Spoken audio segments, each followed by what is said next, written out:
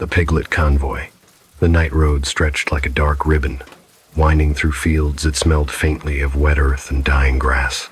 Frank's tractor groaned under the weight of the crates stacked on its bed, each turn of the wheels echoing in the quiet emptiness. The headlights cut through the mist, illuminating the occasional silhouette of a tree or a fence post, but nothing more. There was a rhythm to the engine, a monotone hum that seemed almost alive, like the heartbeat of the night itself. Frank wiped the sweat from his brow, the sticky remnants of the day still clinging to his skin. His hands, calloused from years of gripping steering wheels and pitchforks, were steady, but his mind wandered. "Just one more mile," he muttered to himself.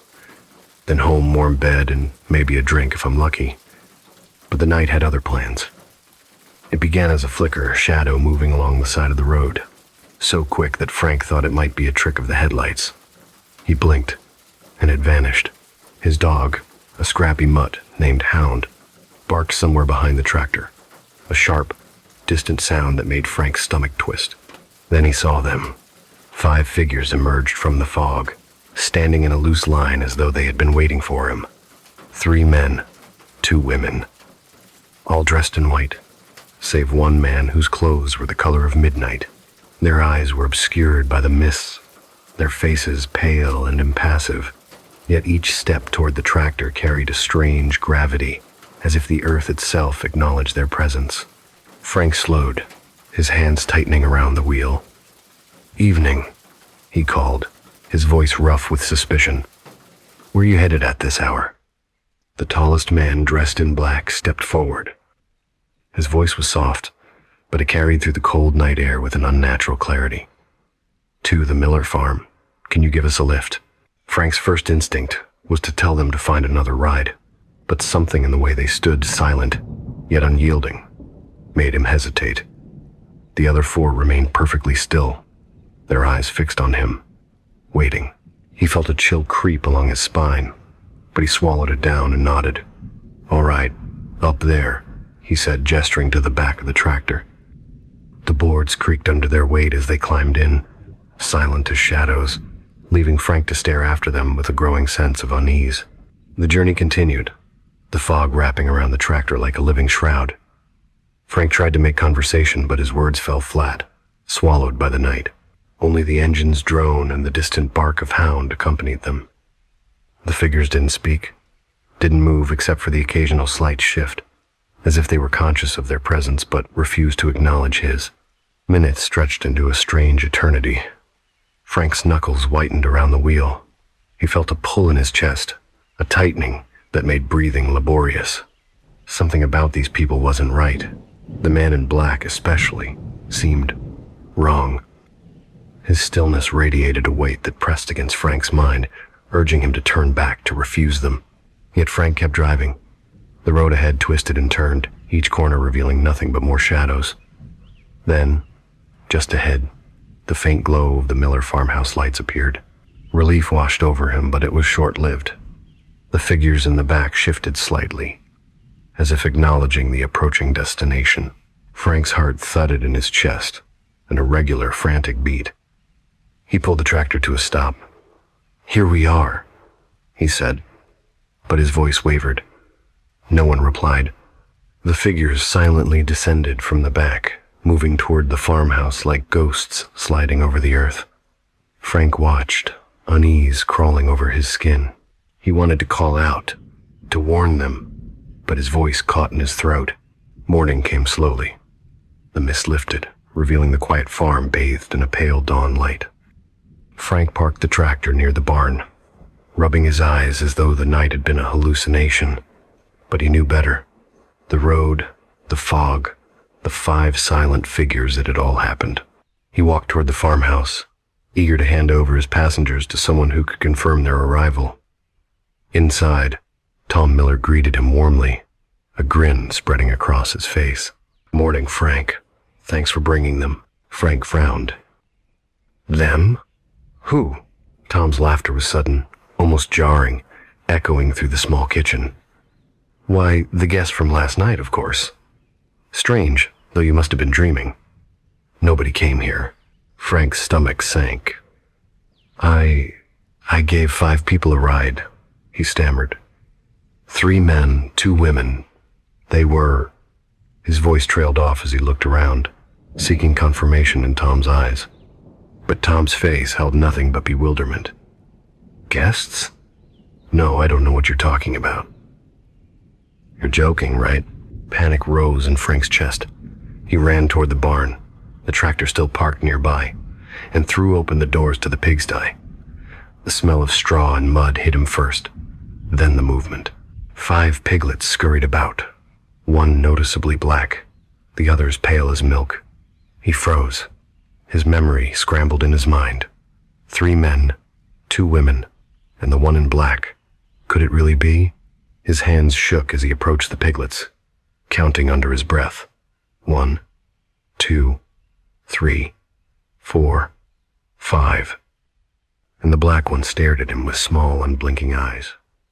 The hum of the tractor engine still lingered in his ears, a distant echo of the night's strange events. Frank stepped back, realizing with a sickening clarity what had happened.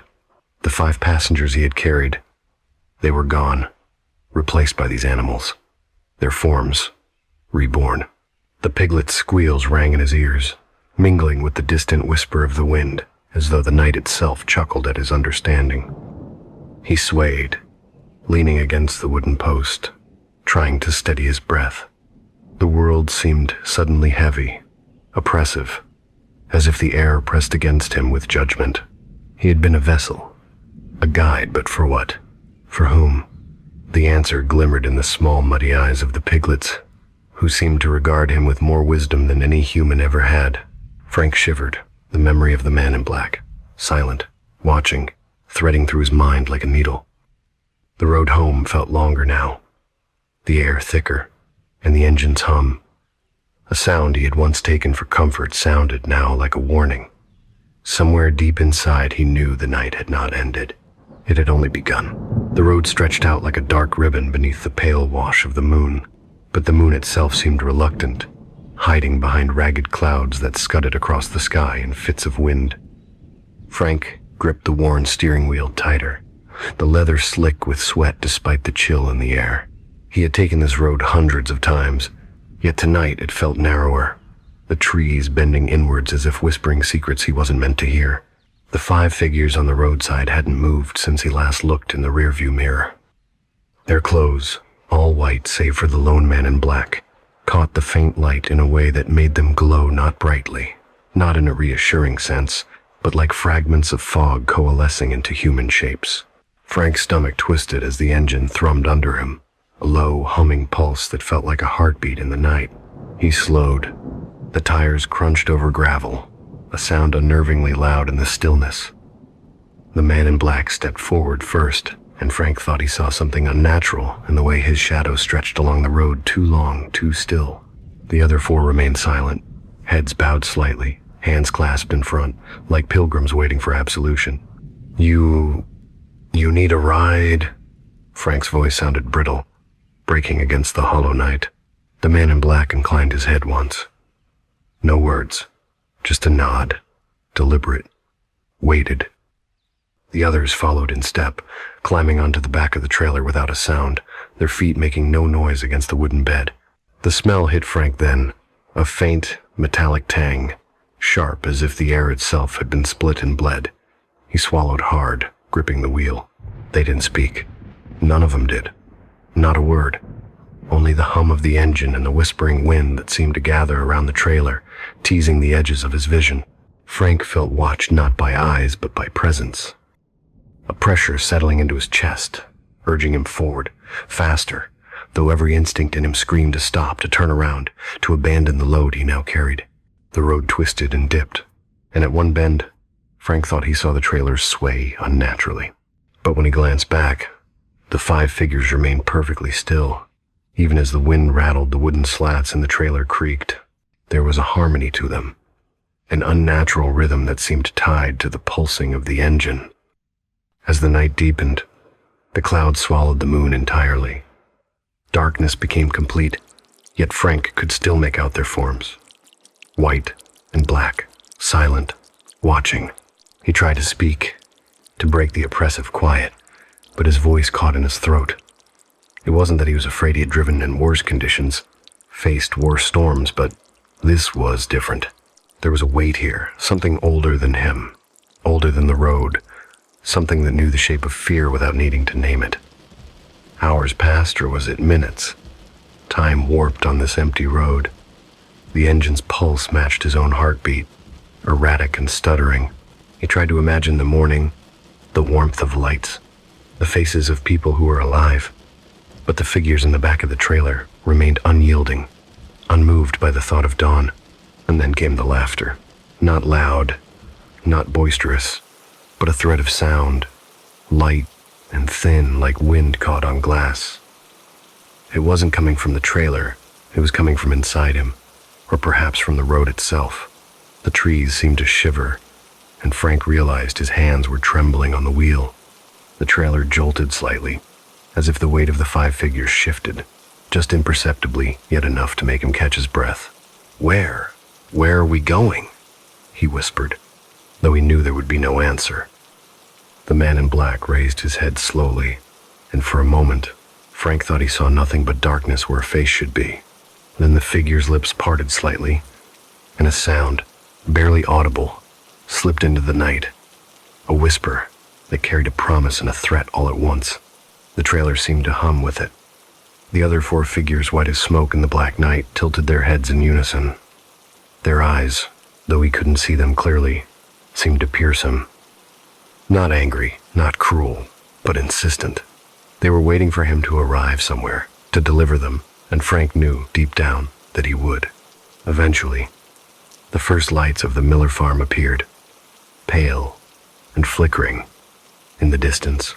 It was not a welcoming sight, not a beacon of safety, but a signal, a final marker that their journey was near its end. The trailer's wheels crunched along the gravel drive, the sound deafening in the silence that had fallen once more. Frank stopped. His hands shook, sweat and cold mingling. The figures didn't move. The man in black raised a hand, and Frank hesitated, as if the gesture alone could compel him. Then, the 5 figures climbed down from the trailer, their movements fluid, silent. The wind picked up again, scattering the scent of wet earth and something iron-like, heavy in the night air. He followed them to the barn. Frank's heart pounded as he saw the pen waiting. Not a pen for people. No, but for pigs. 5 small, restless bodies inside, 2 of which were unmistakably black and white, the rest pale pink. He looked at the figures in front of him, then at the piglets, and the realization struck him like the cold edge of a blade. The 5 travelers had taken shape. Not simply flesh and blood, they were reborn yet unchanged. Frank's vision blurred as the last understanding sank in. He had delivered them. They had returned, completed their cycle. The man in black turned slowly, the shadows of his form stretching unnaturally long across the barn floor. Frank could not move his eyes from that dark figure, from the silent, knowing tilt of a head. Then the wind carried a sound that made the hairs on his neck stand up, the unmistakable squeal of the piglets, mingling with something almost like laughter. Frank exhaled, though his breath came in a ragged, trembling hiss. The 5 figures were gone, absorbed into the farm, the night, the stillness. The trailer lay empty. And yet, he knew, somehow, that this was not the end. Not really. Somewhere in the wind, in the rhythm of the earth, in the squeal of a newborn pig, a whisper remained. A reminder that life could be lent, that forms could change, and that the unseen world waits patiently for the living to follow its instructions, even when those instructions are unfathomable, even when the weight of them is unbearable. Frank leaned against the trailer, shaking, aware that when morning came, the farm would seem normal, and Tom Miller would greet him cheerfully, completely unaware of the night's events. And in that moment, Frank understood fully. The cycle was not only real, it was inevitable. He had driven 5 souls to their rebirth, and now the quiet watch of the world would begin again, patient, eternal, and waiting. The sun had not yet risen, and still, Frank stayed in the cold air, listening.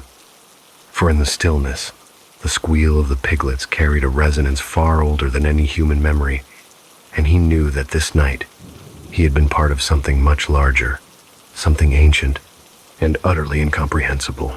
And then, as he finally climbed back into the cab, the trailer creaked once more, not from weight, not from wind, but from something alive, something waiting for its next journey.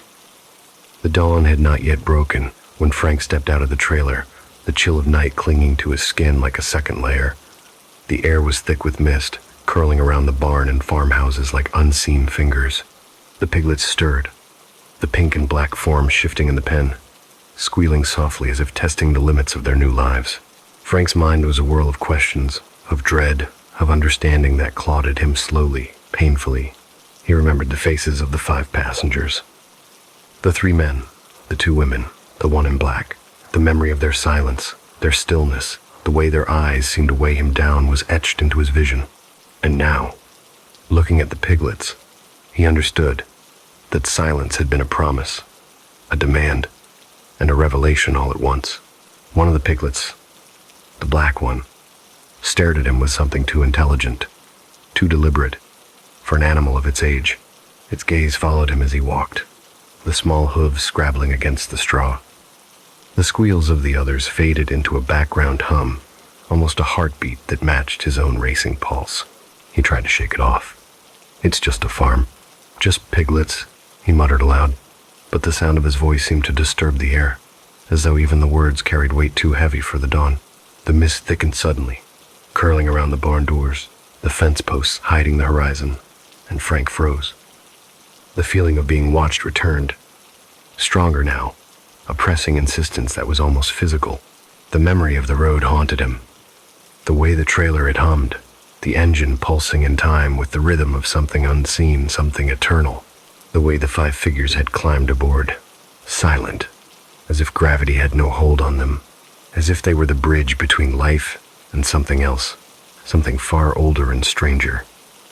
He remembered the man in black's head tilt, the subtle motion that demanded he obey. And now, in the morning light, or what passed for morning through the mist, Frank wondered if the cycle had truly ended. He walked toward the farmhouse. Tom Miller was already outside, humming a cheerful tune, unaware of the night's events, unaware of the cargo Frank had delivered. Frank's throat tightened. "You did. You see them?" he asked, voice shaking, pointing toward the piglets. Tom blinked, confusion knitting his brow. "See what? The piglets? Of course. They were born last night." He laughed softly, brushing straw from his hands. "You look like you've seen a ghost, Frank. You okay?"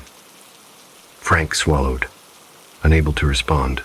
The mist curled around the farmhouse, around Tom, and for a fleeting second, Frank swore he saw a shimmer in the air, a trace of the 5 figures, fading into the morning haze.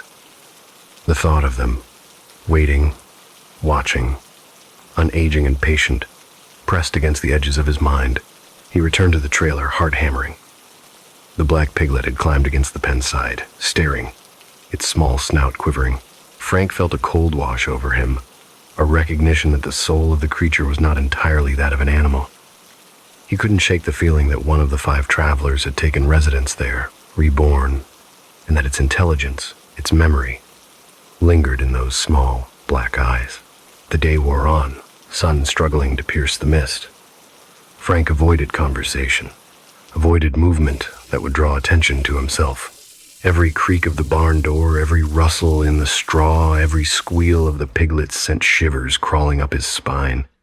He tried to rationalize, tried to explain the impossible with logic. But logic failed him, as it always does when faced with something that defies the natural order. Late afternoon brought visitors. Neighbors, curious about the newborn piglets, came to see the miracle of the litter. Their voices carried laughter and exclamations, oblivious to the weight of the unseen. Frank watched as children pressed their small hands against the pen, as adults marveled at the pink and black forms. And he noticed it then. The black piglet, once still, now moved deliberately toward each visitor, circling them, sniffing with a measured precision that no ordinary pig could possess. A creeping horror settled in his chest. The realization was slow, like ice melting into water. These were not ordinary creatures. The travelers had returned, and though they had taken the shape of the newborns, the consciousness of the departed lingered, observing, testing, learning. Their cycle of life and death had begun anew, and Frank had been complicit.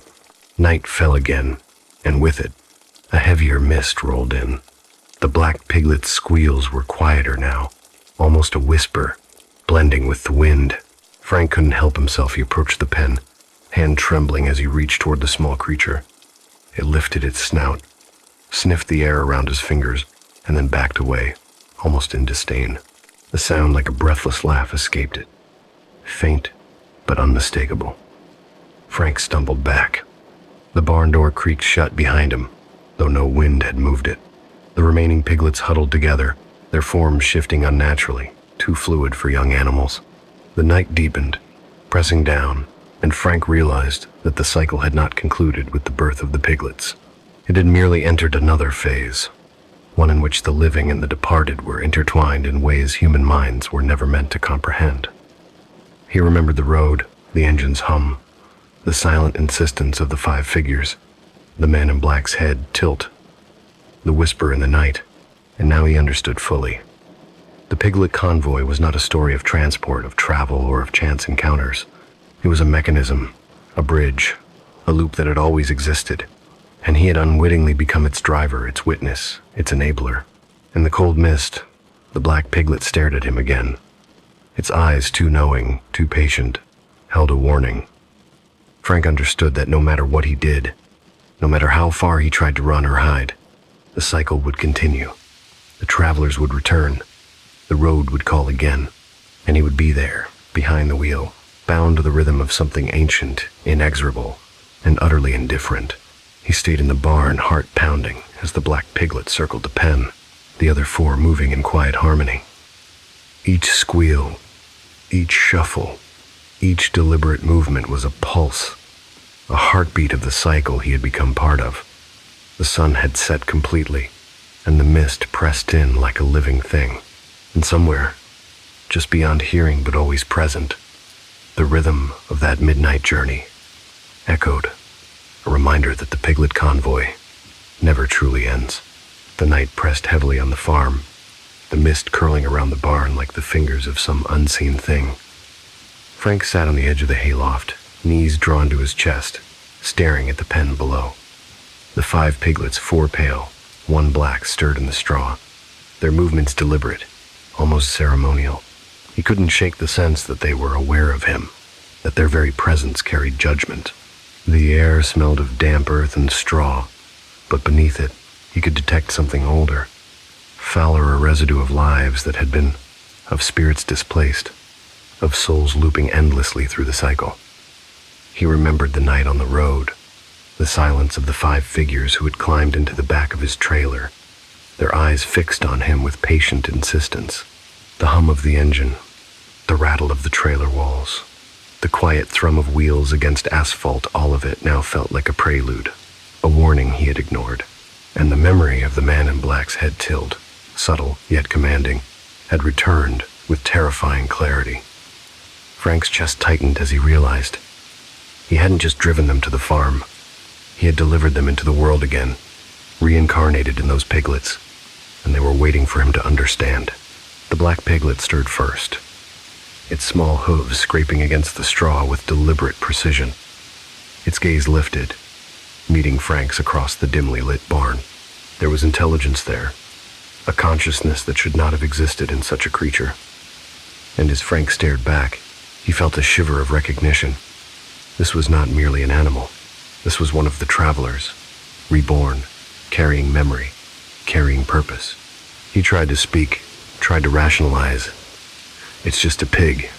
It's just a farm. But the words sounded hollow, even to him. And the piglet tilted its head as though mocking his attempts at reason. It squealed a small, sharp sound, but layered, like a whisper folded over itself. Frank's pulse raced. The 4 pale piglets shifted too, moving in a subtle, synchronized pattern, as if they were aware of more than the present moment, as if they were performing some ritual he could not see. Hours passed, or maybe minutes. Time seemed suspended in that barn. Frank couldn't tell. The wind outside howled against the tin roof, rattling the beams, and the mist thickened, obscuring the world beyond the pen. Every sound was magnified.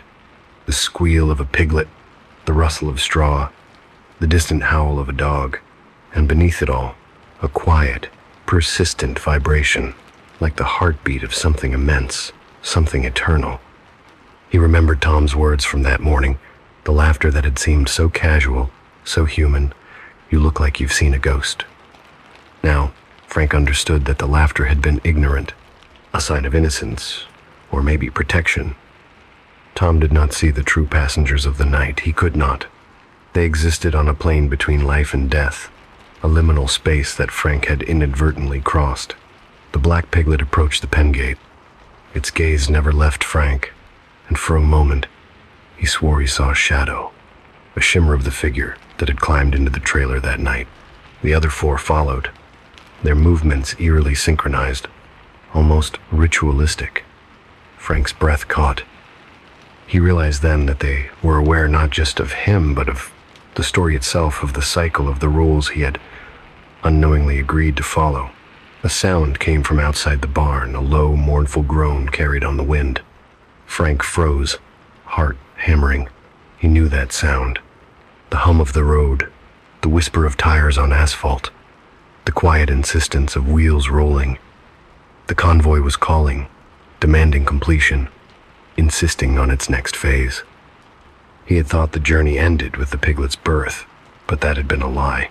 The cycle had merely changed form, shifting from asphalt to straw, from human passengers to creatures born of flesh and spirit intertwined.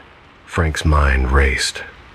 The mist seemed to thicken around him, pressing closer, carrying with it the scent of something ancient and eternal. The barn itself seemed alive now, every creak of timber and rafter, a message, a warning, a rhythm that pulsed in time with the unseen hearts of the 5 travelers reborn. He realized, with a cold, gnawing certainty, that he could not leave. He could not walk away. The piglet convoy demanded his presence, his attention, his acknowledgement of the truth. The black piglet squealed again, a sound that resonated deep in Frank's chest. Its gaze was unwavering, commanding. The other 4 piglets moved closer, circling him, their tiny forms casting long shadows in the dim light. And then he understood fully. These were not animals. These were the souls of the departed travelers, reborn, and they had retained their awareness, their purpose, their memory. He stumbled back, tripping over a bale of hay. The piglets scattered slightly, then resumed their positions, as if satisfied that he had been properly chastised.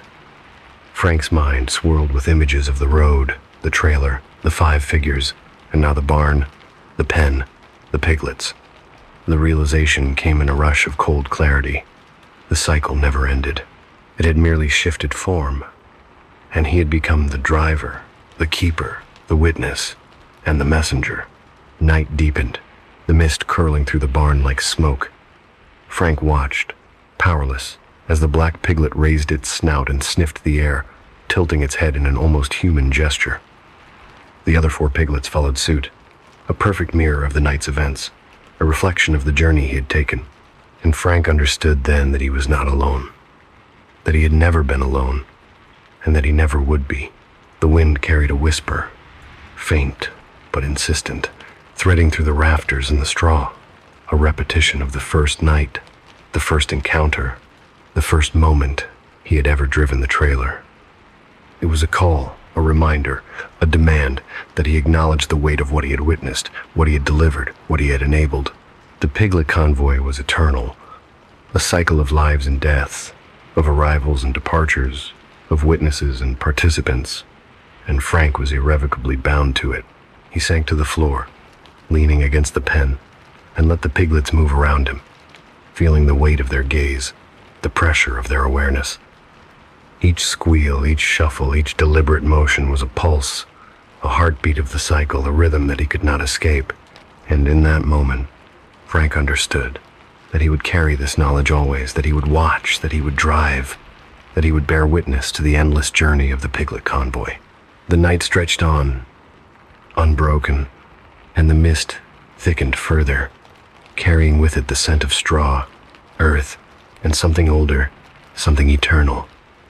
The piglets moved as one, a living, breathing embodiment of the cycle, and Frank knew with a certainty that chilled him to the bone there would always be a next journey, a next passenger, a next loop to traverse.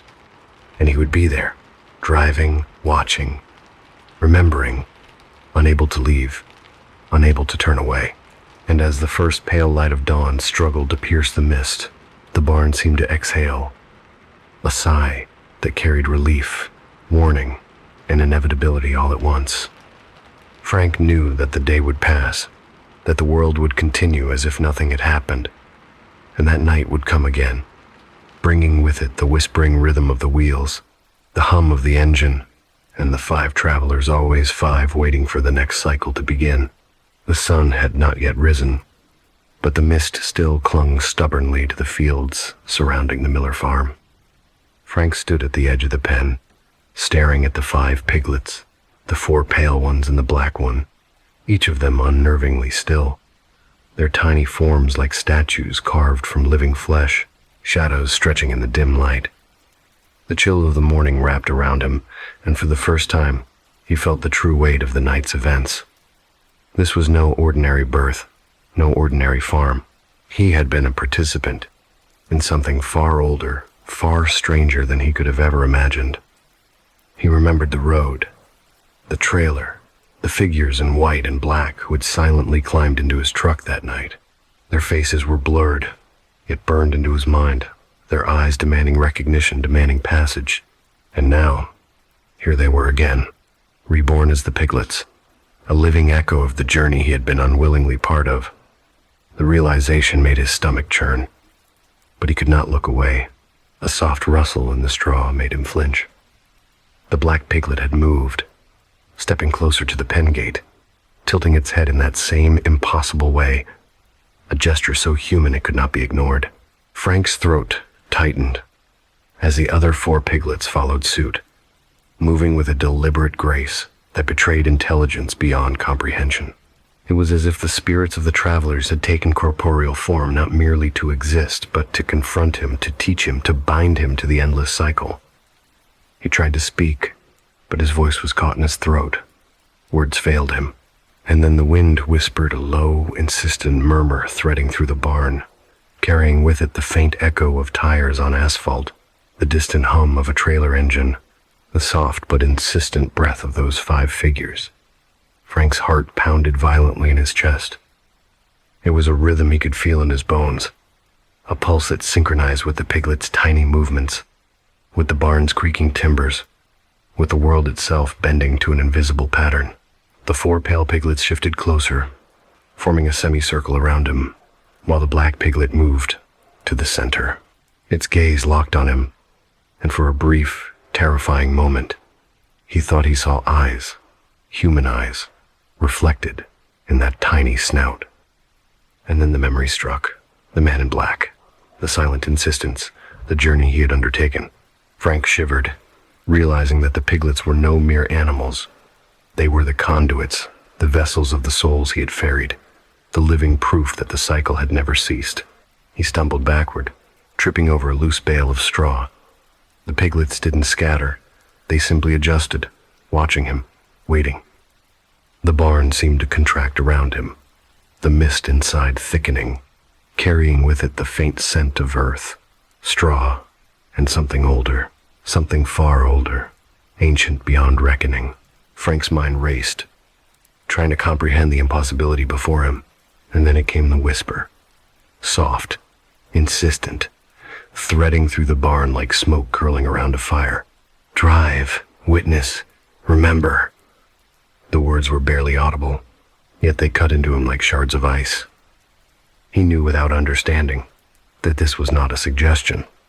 It was an imperative. The cycle demanded continuation. He had been chosen, whether he had wanted it or not, as a driver, a witness, a keeper of passage. The black piglet squealed a sound, layered, like multiple voices folded over one another. Frank staggered, clutching his chest. The other 4 piglets joined in. a chorus of uncanny resonance that made the hair on his arms stand on end.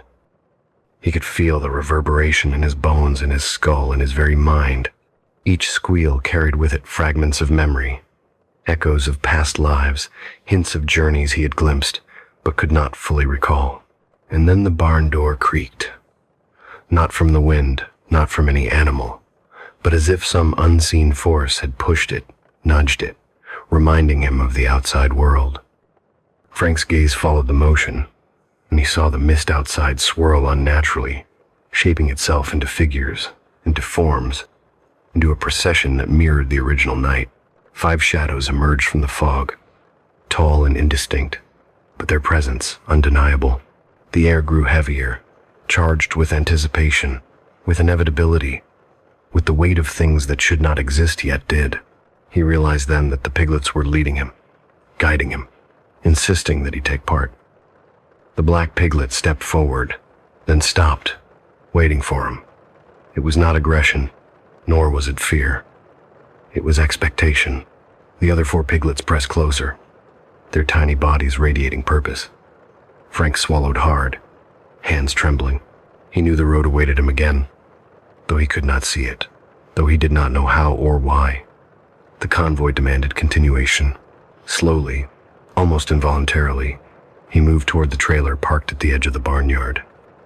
Every step was heavy, deliberate, echoing in the mist. The black piglet led the way, the 4 pale ones flanking him, shadows at once animal and spectral, guiding him toward the inevitable. The mist thickened, blurring the world beyond the barn, until all he could see was the pen, the piglets, and the weight of what he must do. He climbed into the driver's seat of the trailer, hands shaking on the wheel. The piglets followed, boarding with precision, their movements synchronized as if rehearsed 1,000 times across 1,000 nights. Frank's pulse raced. He had not asked for this, had not understood it, yet he could not refuse. The engine hummed, a low, insistent vibration that matched the rhythm in his bones. He understood now. The journey was not just physical. It was spiritual, cyclical, eternal. The piglet convoy moved not only across roads and fields, but across plains, across life and death, across the threshold of the living and the departed. As he started the trailer, the piglets quieted, their gaze unwavering. The black piglet met his eyes once more, and he felt the weight of 1,000 unspoken warnings, 1,000 silent stories pressing into him. And then the road opened, winding through the mist, invisible yet tangible, leading him forward into the unknown. Frank drove on, the barn fading behind him, the mist swallowing it whole. The piglets were calm now, settled in the back, their tiny forms, at once innocent and terrible. The weight of what he had done, of what he must continue to do, pressed down on him like the gravity of the universe itself. And in the hush of the early morning, and the quiet hum of the engine, he understood the final truth. The convoy never ends. Every mile he traveled, every turn of the wheels, every breath he drew was part of the cycle. The piglets, the travelers, the spirits reborn, carried, witnessed, would always return. And he would always drive, always watch, always remember. The piglet convoy was eternal, and he was its unwilling, devoted participant. As the first light of day barely kissed the horizon, the mist thickened into a pale, rolling shroud. Frank glanced into the rearview mirror. The piglet's eyes glimmered with intelligence, awareness, the reflection of journeys past and journeys to come. And as the trailer disappeared into the mist, he whispered, almost unconsciously, "I understand. I will witness. I will drive." The road stretched endlessly ahead, shrouded in mist, carrying the echoes of lives and deaths, of souls in transit, of travelers waiting to be reborn.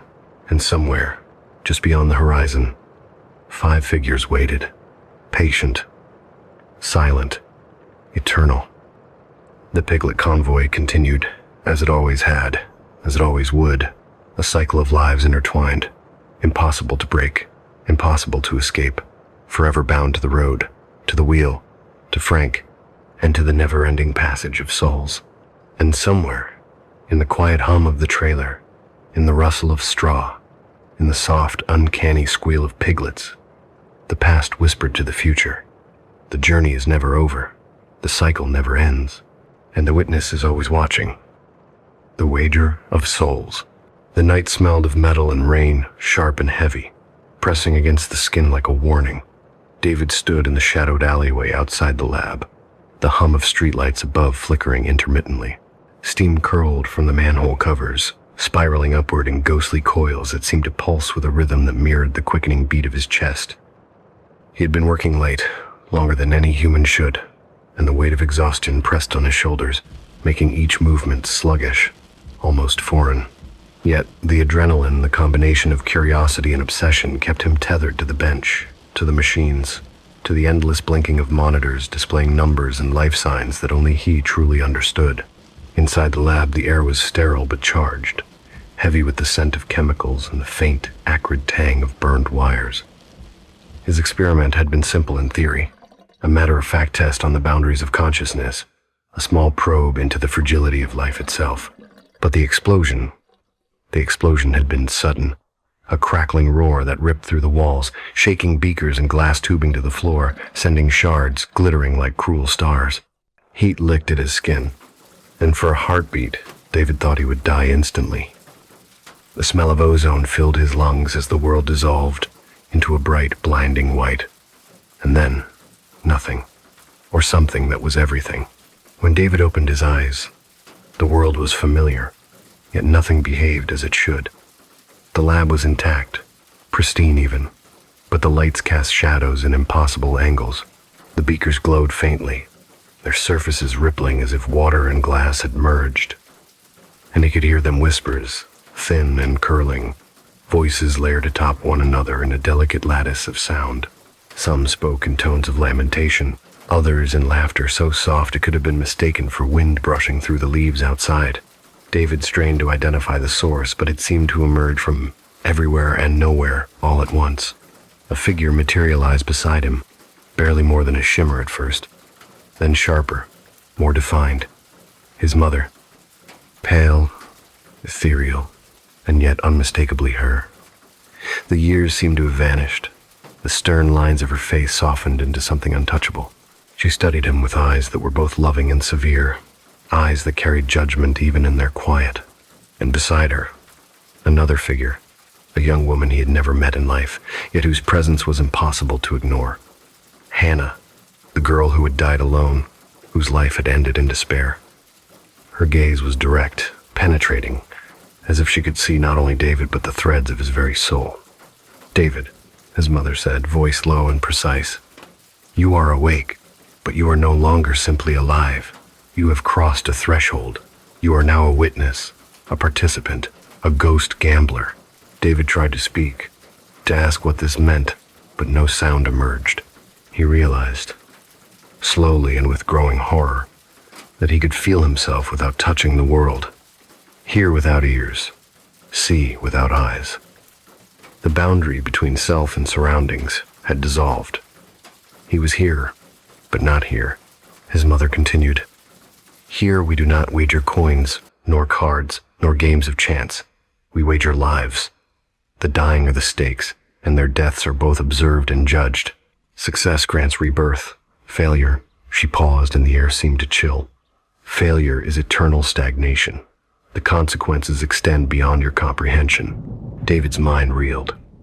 He remembered Anne, his wife. Her face, the cold detachment that had haunted him for years. Her eyes scanning coins while his mother lay dying in their home. That same detachment, that same focus on trivial gains over human connection, now seemed to pulse with fatal significance. He had ignored it in life. Now, it mattered more than he had ever imagined. The whispers thickened, coiling around him like smoke, voices overlapping in intricate, almost musical patterns. Some spoke of fear, some of rage, some of despair. Each word was a weight, pressing on his consciousness, revealing memories he had buried, moments of moral compromise, times he had failed to act, times he had turned away. The voices were the wagers, the stakes of lives he had not yet seen, lives that now demanded his attention, his participation. And then he saw her. Anne. She was lying in a hospital bed far across the city, her breath shallow and trembling. David felt the tug at his essence, pulling him toward her. He was powerless to resist. She was dying, her body succumbing to an assault of circumstance and neglect. And he knew, viscerally, that he was expected to bear witness, to act within this loop, this wager, this cycle of observation and consequence.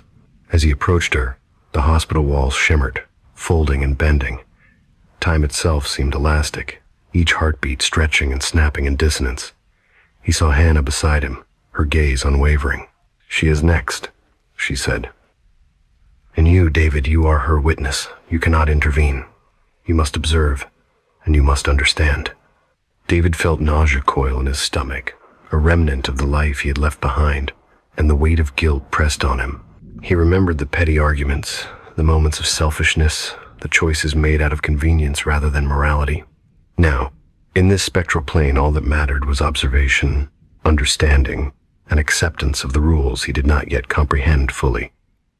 Anne gasped, her eyelids fluttering, and the machines beside her began their mechanical chorus of warning. Beeps, whirs, and the harsh, unyielding tick of life measured an ending.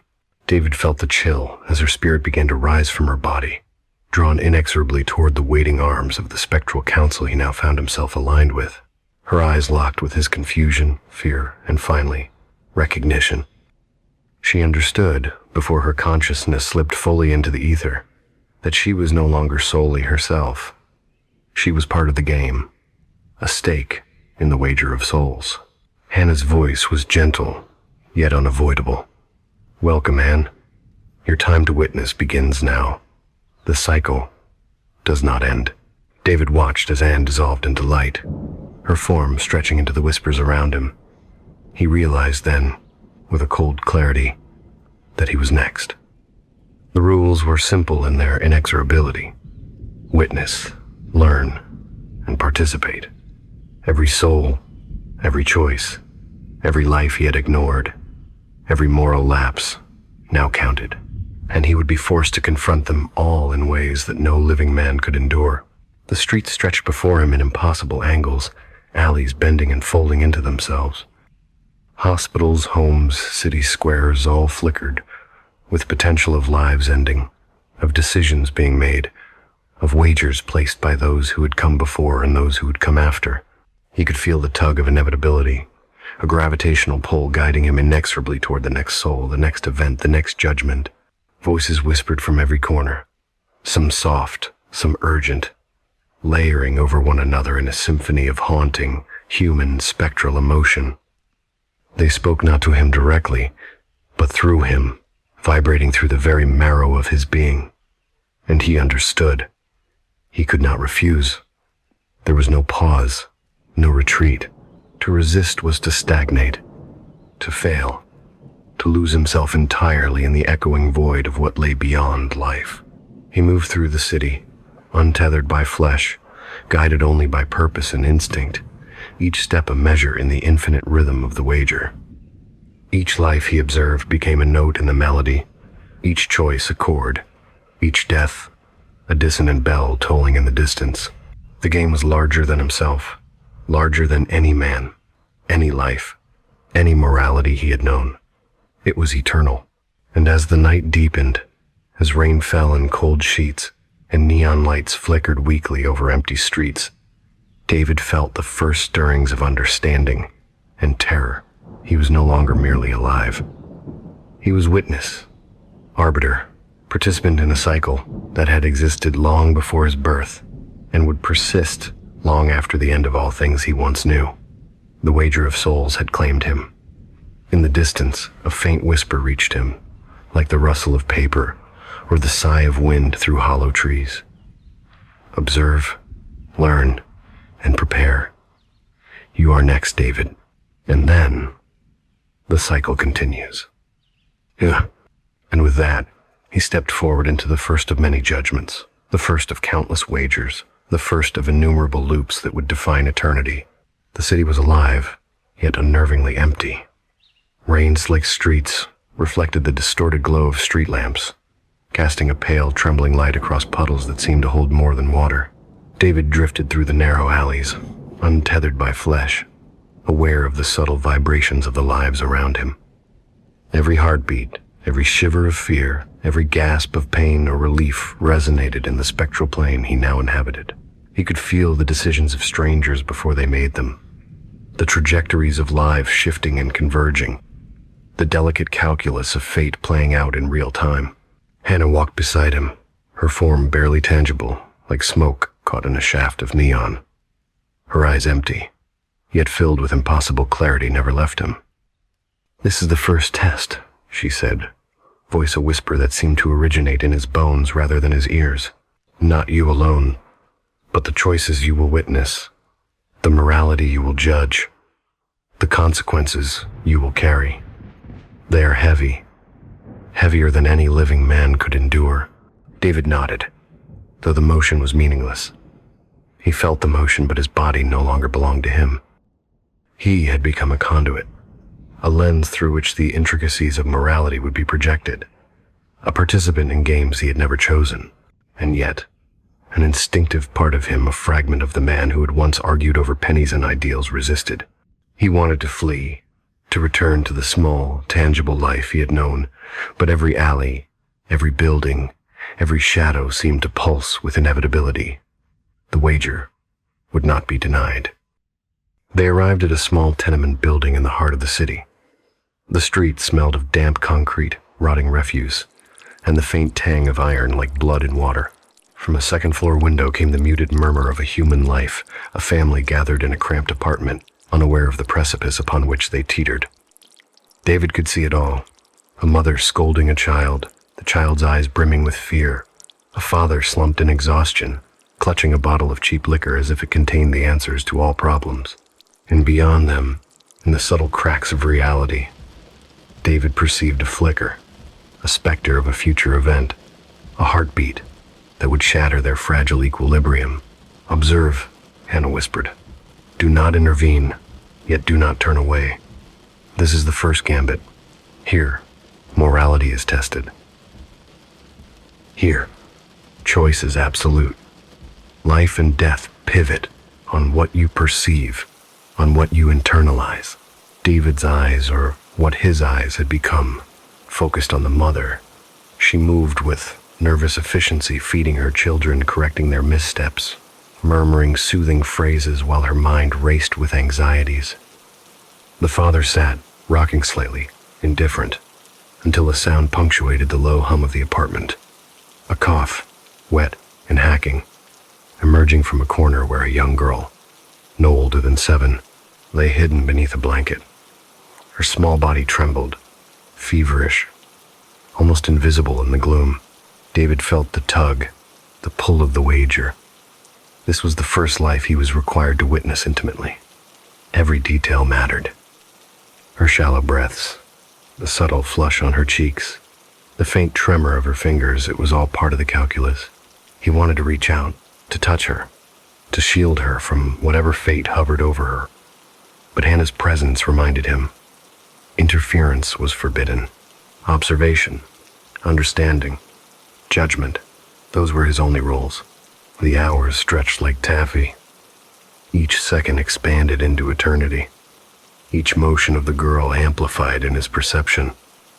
He noted the small, almost imperceptible movements, the way her eyelids fluttered, the tremble of her lips as she tried to speak, the way the blanket shifted as her body sought warmth and comfort.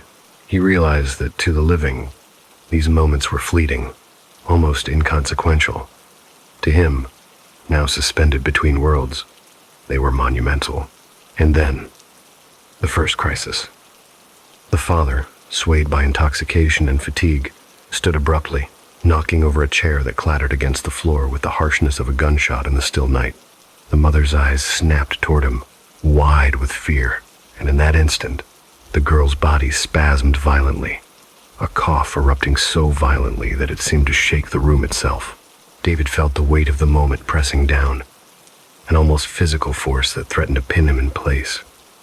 Hannah's whisper was closer now, insistent. "See what I see. Judge what you must. Do not falter." David's mind raced.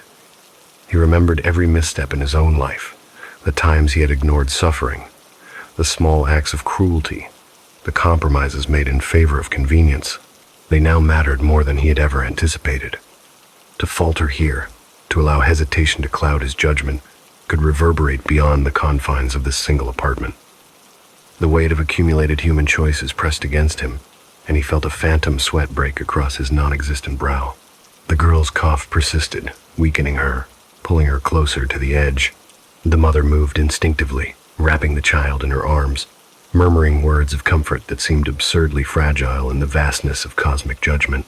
David watched, recognizing the precision in her panic-driven choices, the instinctual moral clarity of a human acting from love. Yet, beyond this, a subtle distortion appeared, a shadowy ripple in the air above the girl, a specter of what might occur if certain sequences continued unchecked. It was an echo of the wager, a glimpse of the outcome that would pivot on his comprehension. Time became elastic. Minutes stretched into hours, hours into an awareness that encompassed lifetimes. David found himself drawn into the ebb and flow of the apartment, his perception expanding to encompass every sound. The uneven coughs of the girl, the mother's rapid heartbeat as she pressed herself close, the father's muttered apologies and curses under his breath. Each note, each vibration, was a thread in the web he was now entangled within, and he realized the horrifying truth. Every choice, every hesitation, every perceived action had weight here. Even he, mere observer, was part of the balance. Then, the first true decision. The girl's breathing faltered. Her small form shuddered, as if seized by an invisible hand. David felt it. The line between observation and action, thinning dangerously, an invisible boundary that demanded recognition. He understood the wager, in its brutal simplicity. Watch, perceive, internalize, but also understand the consequences, the flow of morality, the inevitable chain of cause and effect. The stakes were immeasurable. To misjudge even slightly would ripple outward, touching countless lives in ways beyond his ability to calculate. Hannah's form solidified beside him, a grounding presence amid the chaos. "Do not interfere," she reminded, "yet comprehend fully. You are not powerless, David. You are the lens. You are the conscience. You are the witness who determines the flow of what is to come." The father's hand reached for the girl awkwardly, fumbling in the tension of panic and intoxication. The mother's arms clamped around the child, a desperate embrace meant to shield, to preserve, to protect. And then, in the liminal space between worlds, David felt it. The subtle shift, the ripple in the continuum. The girl inhaled sharply, a breath that was both relief and warning, a fragile tether holding her to life. The shadow above her flickered and pulsed, indicating the first movement of the wager, the initial engagement with this cycle of observation and consequence. Hours later, though, it could have been days or years. In the elasticity of this spectral dimension, the girl slept. Her cough eased, her body stilled, her fragile chest rising and falling with the slow rhythm of human persistence. David felt the subtle contraction of the cosmic web release, the first resolution of the first gambit. Hannah's gaze met his. "You observed. You understood. But this is only the beginning. The true wager has only just begun." David's mind spun, attempting to process the weight of the night, the enormity of the roles he had been thrust into. He felt the residue of fear, guilt, responsibility, and awe intertwined, each pulse of emotion a measure of his own moral resonance. He had witnessed the fragile pivot between life and death, understood the stakes of choice and consequence, and yet he was only a novice, only the first in a long line of judgments. As the city beyond the apartment window shimmered in the rain and neon, David realized the profound truth of his new existence. He was no longer merely alive, no longer merely human. He was witness, arbiter, participant in an eternal cycle of judgment, a player in a game whose rules were both invisible and absolute. The wager of souls had claimed him, and there would be no retreat, no pause, no absolution. In the quiet that followed, as the girl slept and the parents recovered their fragile composure, David felt the tug of the next event, the subtle pull of inevitability drawing him forward. The night, was far from over. Other lives awaited, other gambits to be observed, understood, and reconciled. And he, now tethered to this spectral duty, would be there to witness it all, to weigh the morality of the living and the dead, to navigate the terrifying intricacies of a world where every breath, every choice, every action rippled into eternity. The whispers returned, thin and curling, threading through the rain-soaked air like smoke. They carried the promise and threat of the wagers to come, echoing softly in his mind. Observe, understand, prepare. The first gambit is complete, but the wager continues. David, you are only beginning. And with that he stepped forward into the endless night, toward the next soul, the next judgment, the next imperceptible shift in the balance of life and death. The city had changed. Or perhaps it was David who had changed. His perception stretched taut across dimensions that the living could not see, that the dead could barely comprehend. Every shadow along the alleyway now pulsed with the weight of untold stories. Every flicker of neon reflected not the street below, but the echo of choices long past and the tremor of those yet to come. He moved as though drawn by a subtle, inexorable current. Hannah's presence at his side both comforting and unnerving, a constant reminder that he was no longer merely observer but participant, tethered to the wager by threads that were invisible yet unbreakable. The next assignment had come to him as a faint vibration in the air, a soft hum of inevitability. An old tenement at the edge of the city, half collapsed and sagging with years of neglect, whispered of secrets it could not contain. David knew, instinctively, that life and death had already begun to converge within its walls. The faint scent of damp plaster and mold reached him across the void, mingling with the sharper tang of copper, a reminder of mortality, of the ephemeral warmth of human flesh. He approached the building carefully, observing through walls, floors, and ceilings, seeing the inhabitants as if their lives were open pages in a book written in invisible ink. There were 4 of them in the main apartment, an elderly man with a brittle spine and a cough that rattled like dry bones, a young woman clutching a photograph of a child she had lost years before, a teenager whose eyes flickered constantly toward the window, as if anticipating a danger only he could sense, and a small, wiry cat weaving between the shadows, its fur bristling with unspoken knowledge.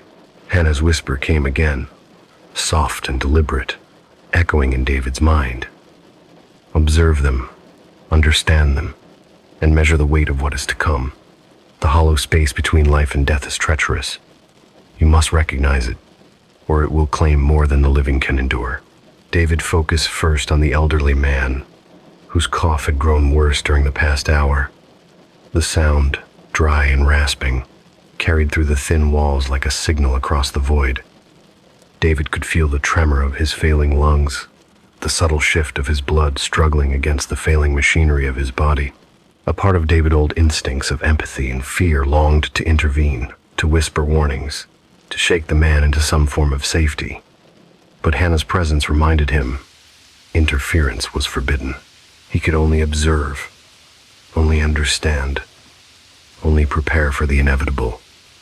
The young woman sat rigid in a chair, the photograph clutched so tightly her knuckles were pale, the edges of the picture worn and fraying. David could see her mind unraveling, a slow erosion driven by grief and fear. He saw the fleeting images that haunted her, the laughter of her child now gone, the empty crib, the hollow echo of promises she could never keep. She was fragile, but not broken yet, and David felt the precariousness of her existence, the sharp divide between continued life and the abyss that awaited if the balance tipped too far. In the corner, the teenager's gaze darted constantly, tracing invisible pathways across the room. David could perceive the tension radiating from him, a vibration of fear and instinct, as if he were sensing something beyond the scope of ordinary perception. And he was. From the thin space between this world and the next, a presence hovered, something cold, something patient, waiting for its moment to claim its due. It was unseen by the living, yet David could feel its attention, fixated on each of the 4 residents, like a predator measuring the vulnerability of prey. And then, the first signal of escalation. The cat's fur bristled, its eyes wide, reflecting an understanding beyond the human, beyond the material. It arched its back, yowled, and darted toward the window, claws scraping across the wood in a sharp, warning rhythm. David's spectral senses picked up the faint pulse of movement outside the subtle, deliberate step of someone or something that did not belong. It was neither human nor animal, but something that existed in the interstitial space between dimensions, a harbinger of the wager's demand. David's mind raced. He felt a profound, almost paralyzing weight settle across him. The realization that he was witnessing not merely life and death, but the mechanics of fate itself. Every breath taken, every tremor of fear, every hesitation in response to the unknown, all contributed to the balance he was meant to observe. He understood that the consequences were immediate yet unseen, that a single misjudgment could ripple outward, shattering lives and tipping the scale toward despair. The elderly man coughed again, louder, more violently, and David felt the first true test of the evening. The shadowy presence shifted, its intent now clear. It was drawn to weakness, to fear, to the unguarded soul. The man's frail body trembled under the strain, his fingers curling around the armrests in a futile effort to anchor himself against the invisible pull. David felt a surge of dread, recognizing that the hollow reckoning had begun in earnest. It was no longer observation alone now. Awareness demanded moral calculation, a recognition of potential outcomes without the ability to intervene. Hannah's voice penetrated the fog of his heightened senses. Judge them, David. Judge the flow of their choices, the strength of their will. The first gambit was a test of perception. This is a test of understanding. Can you see the pivot points? Can you feel the inevitability? Can you endure the hollow space between life and death without succumbing? David nodded, though there was no one to see it. His focus sharpened, tracing the micro-expressions of the young woman, the subtle shifts in the teenager's stance, the minute tremors in the elderly man's muscles. He felt the interplay of human vulnerability, the fragile calculus that balanced mortality and survival. And then, the presence moved. A subtle distortion in the air, a ripple in the spectral plane, signaled its approach. The air thickened, carrying with it the faint, metallic tang of inevitability.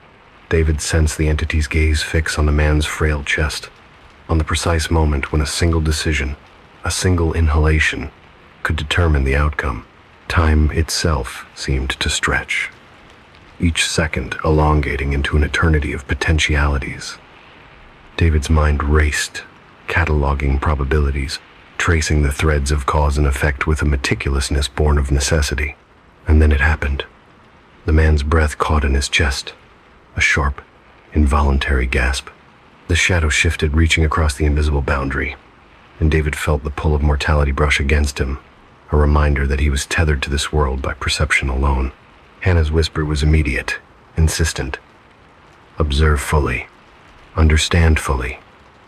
The wager demands comprehension before action, awareness before intervention. This is the hollow reckoning. Minutes, or was it hours passed in this suspended reality? The teenager's vigilance faltered momentarily, and David felt the potentiality of catastrophe pressing against the fragile human web. He could see the faint outline of possible outcomes branching in every direction, some leading to survival, others to premature death, all interconnected in a complex lattice of causality. He realized that the wager was not simply a game of observation. It was a test of empathy, judgment, and the ability to navigate moral ambiguity in real time.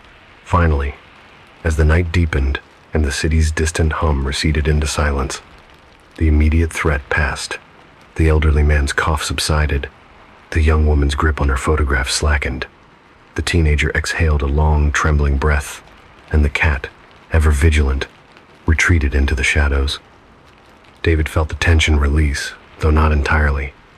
The wager was far from over, and the hollow space between the living and the dead remained a delicate equilibrium, precarious and waiting.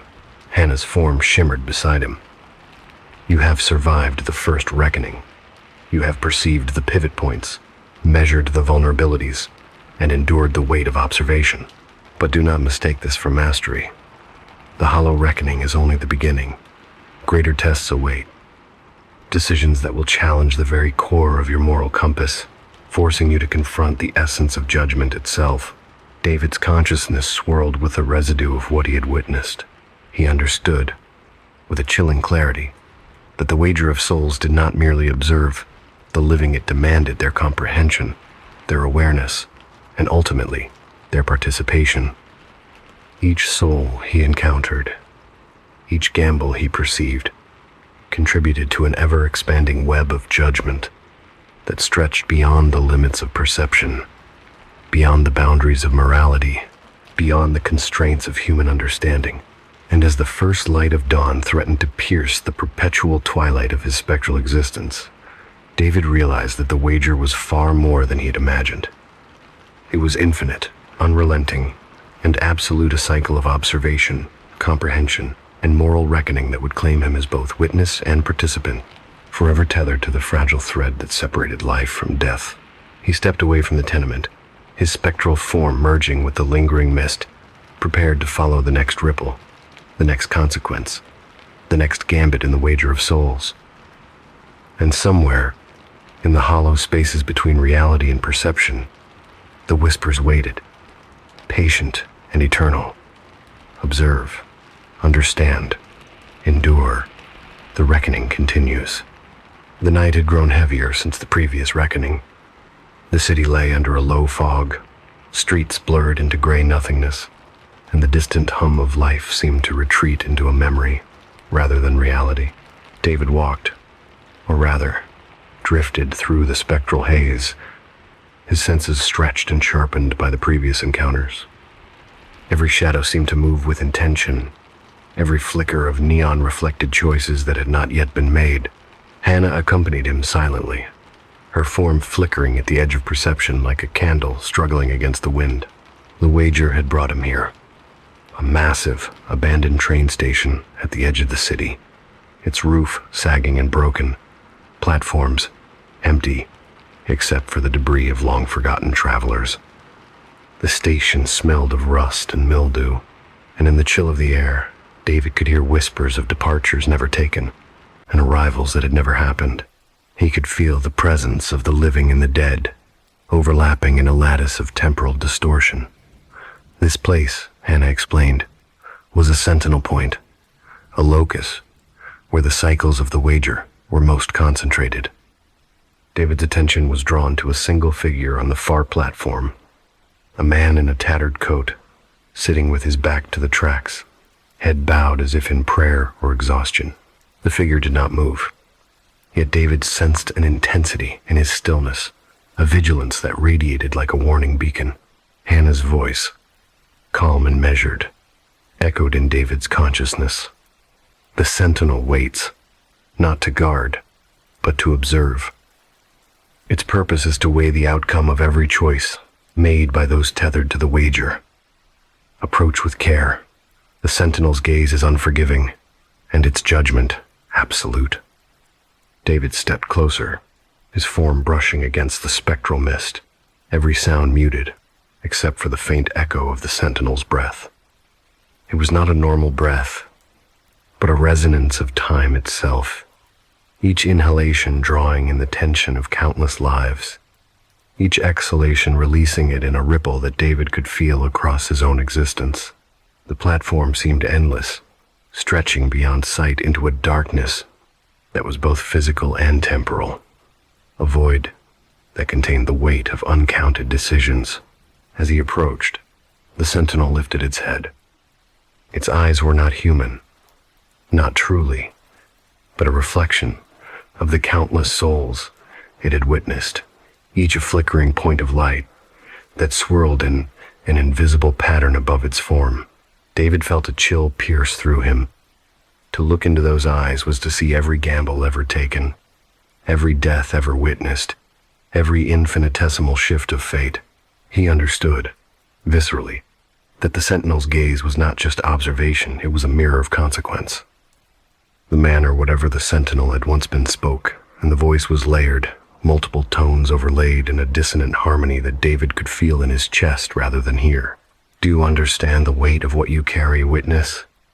Do you see the threads that bind you to the living and the dead alike?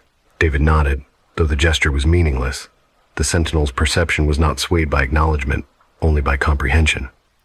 I see, he whispered inwardly, feeling the myriad possibilities of every life around him ripple against his consciousness. I see the balance. I feel the hinge of each choice. I understand that inaction is as potent as interference. The sentinel remained still for a long moment, then gestured to the edge of the platform. David's perception shifted, and he saw them. 5 figures emerging from the fog, each tethered invisibly to the sentinel by threads of silver and shadow. They were people he had glimpsed before in fleeting moments, now frozen in the eternal present. Their fates suspended in the delicate lattice of the wager. Each carried the potential for survival or demise. Each movement and hesitation a note in the symphony of judgment. Hannah's whisper cut through the haze. Observe their decisions. Feel the weight of their actions. The sentinel does not guide. It tests. It measures endurance, perception, and moral acuity. Your reckoning approaches, David. Watch and understand, for the wager is not yet concluded. David focused on the first figure, a woman holding a child's toy, her fingers trembling as she considered crossing the platform to reach an unseen train. Her hesitation was minor, yet David could sense its amplified resonance through the lattice of the sentinel's perception. Each breath she took, each micro-adjustment of posture, sent ripples of potential outcomes cascading outward. Some threads ended in safety, others in tragedy, all observed and weighed by the sentinel. The second figure was a man with a briefcase, muttering quietly to himself, unaware of the spectral network of observation around him. His focus, narrow and self-contained, created instability in the lattice. David felt the tension, a tightening in his chest, as the sentinel's gaze measured his awareness of this instability. Every instinct, every judgment, every whisper of empathy mattered. David was acutely aware that his own perception was now a part of the wager, another variable in the infinite calculations. The remaining 3 figures moved with a subtle synchrony, their interactions with the environment delicate yet consequential. A dropped scarf, a startled pigeon, a misstep, all seemingly trivial acts, yet under the sentinel's gaze, each was a pivot point, a fulcrum upon which fate teetered. David marveled at the complexity. The living were unaware, yet the wager transformed every detail into a measure of consequence, every choice amplified into a force that bent the structure of life and death. Then the sentinel spoke again, its voice layering over the fabric of the night. Witness the culmination of cycles. Feel the weight of observation. Understand that each life is a nexus of potentialities, and that even in your spectral state, your comprehension alters the lattice. David exhaled, realizing the truth of the words. His role was not to intervene, but to measure, to perceive, to endure. Every thought he had, every pattern he recognized, subtly shifted the alignment of outcomes. To act carelessly, to allow judgment to falter, would unravel threads beyond his ability to repair. And yet, the sentinel remained impartial, neither guiding nor aiding, only observing the ripple of existence through its eternal perception. Hours, or perhaps moments passed. The fog thickened, the figures moved, decisions were made, and David traced the invisible patterns with painstaking clarity. He saw the hinge points, the moments of micro-choice, the infinitesimal divergences that separated survival from catastrophe. The weight pressed against him, a pressure that was both physical and existential, but he endured. He observed. He measured. Finally, the sentinel rose, its form stretching impossibly tall, shadowed and luminous at once. The figures vanished into the mist, their fates resolved, their choices recorded in the lattice of consequence. Hannah's voice echoed softly. The sentinel's test is complete. You have endured the weight of judgment without faltering. But know this, the final reckoning is not yet upon you. The wager continues, and the feast awaits. Prepare yourself. Witness. There is no retreat, only understanding. David felt the tether of mortal perception snap momentarily as the sentinel faded into the spectral mist, leaving him alone on the platform with the echoes of choices and the lingering weight of comprehension. He understood now that his role was eternal. Observation was infinite, judgment unending, and the lattice of consequence ever expanding. As dawn crept tentatively over the horizon, David's consciousness shimmered, tethered between worlds.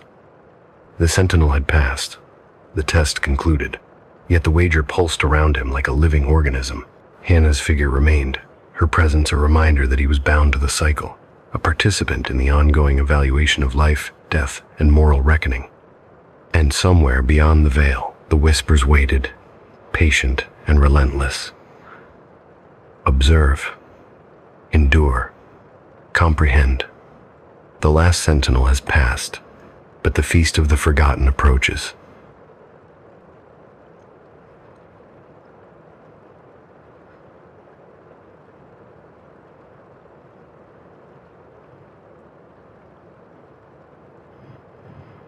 The city had grown quiet, but it was the kind of quiet that pressed against the chest, the kind of quiet that felt alive with unseen motion.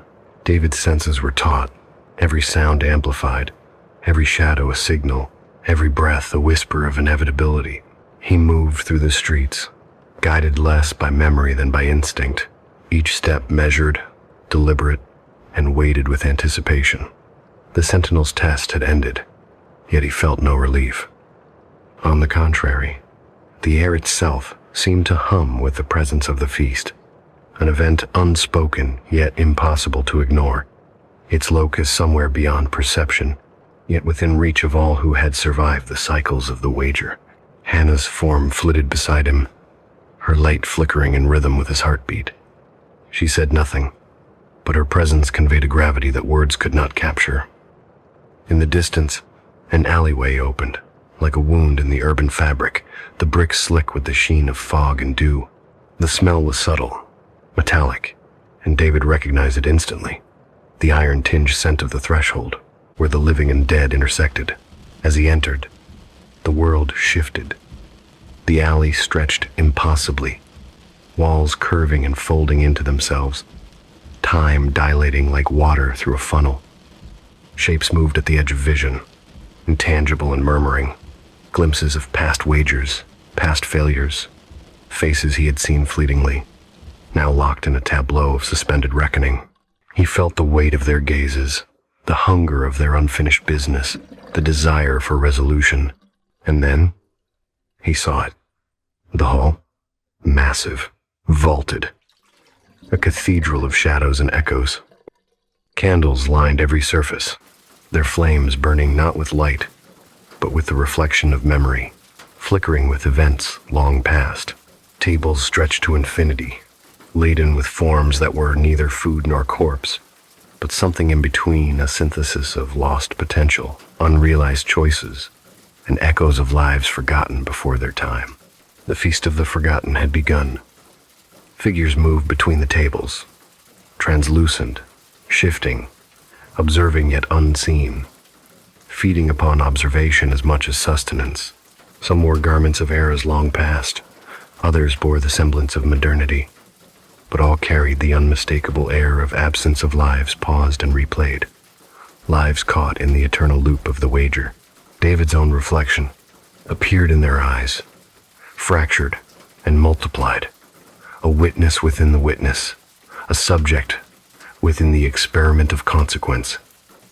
Hannah guided him to a high dais where an unassuming chair waited.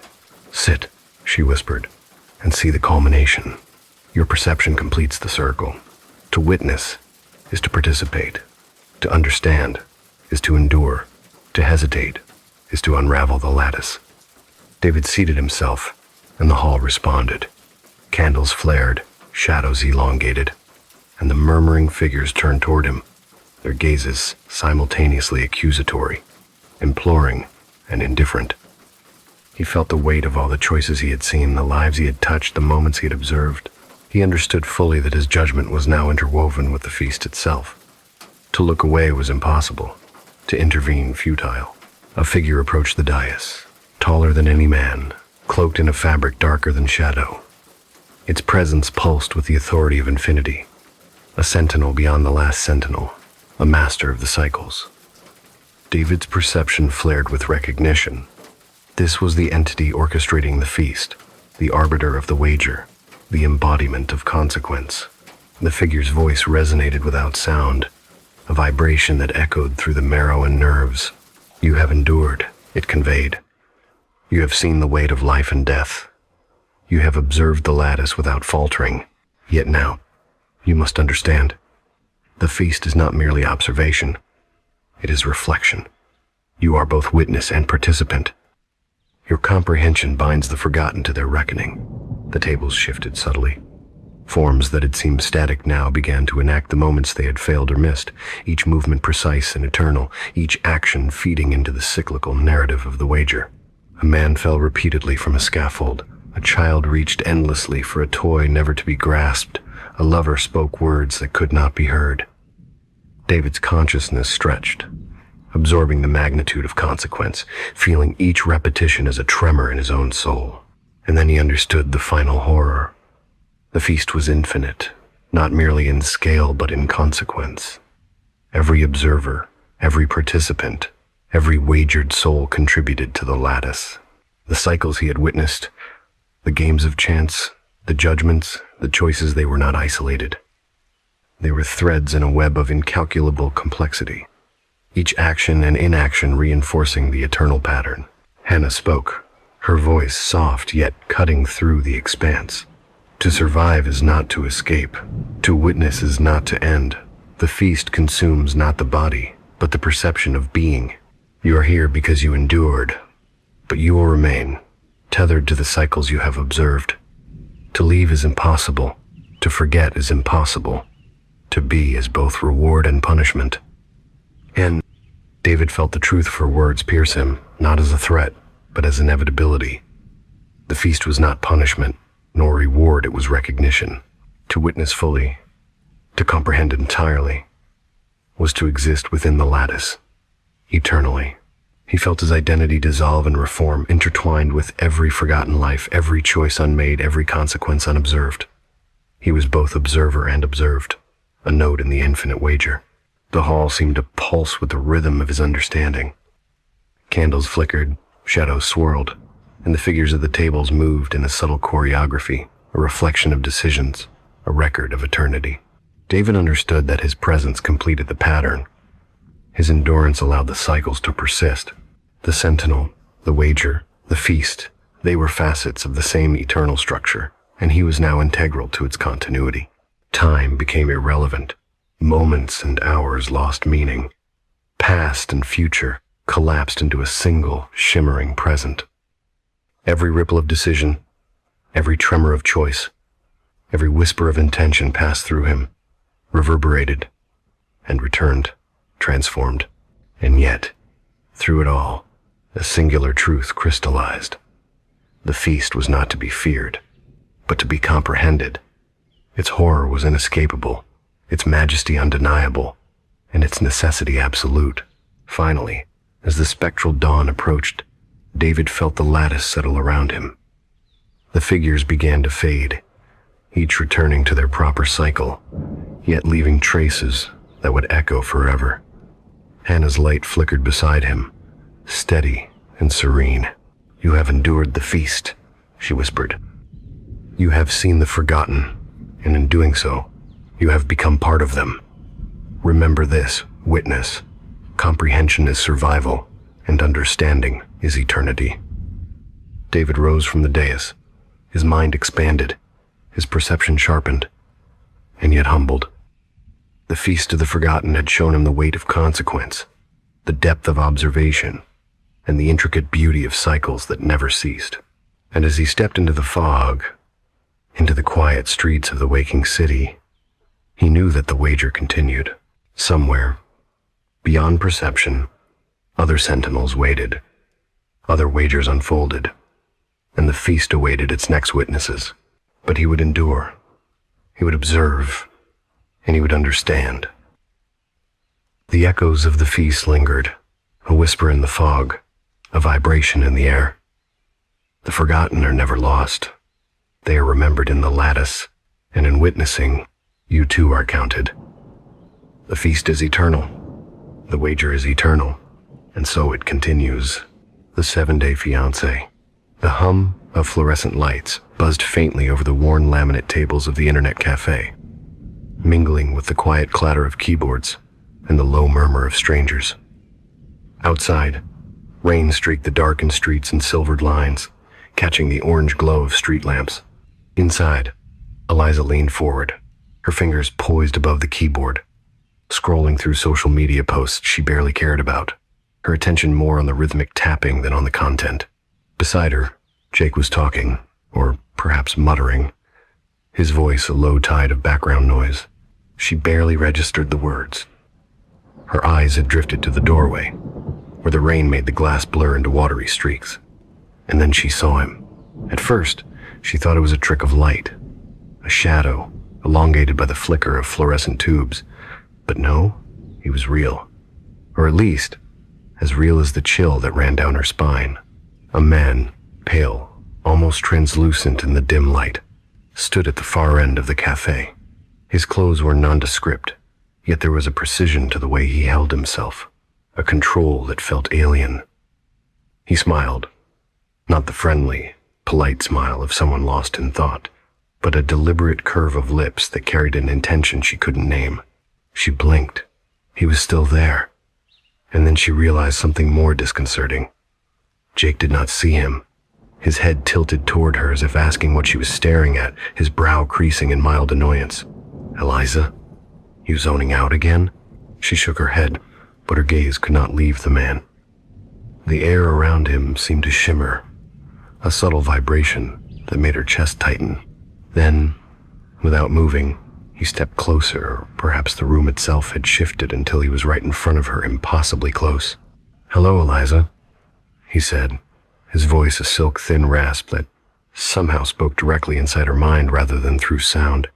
She recoiled instinctively, clutching the edge of the table. Jake glanced between them, frowning. Do you know this guy? I... Her voice faltered, a whisper swallowed by the cafe's ambient noise. But James the man smiled again, patient, insistent, as if he were untangling a knot only he could see. You and I, he began, eyes glimmering with an otherworldly recognition. We are connected. We share a field, a resonance of soul. I have waited for you, Eliza, until you were ready to see me without fear consuming your mind. Eliza's pulse thrummed wildly. Fear and fascination danced across her spine. How could he know? Her heart began to hammer as she felt a tug in the pit of her stomach, a whisper that this man's presence was less about this world and more about something that belonged to another, a previous life, a memory beyond memory. Jake, still oblivious, laughed. You're not making any sense. Are you seeing someone? Eliza tried to speak, but no sound emerged.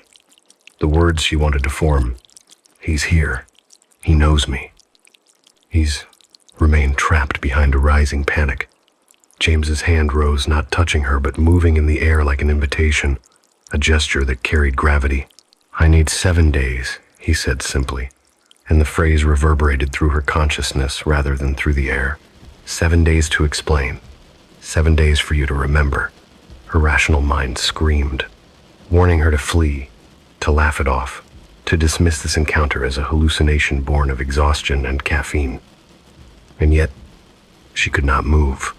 The attraction was magnetic, impossible to resist. The pull of recognition, the deep undertone of memory that vibrated within her chest, commanded attention. And what if I refuse? She managed to ask aloud, her voice shaky.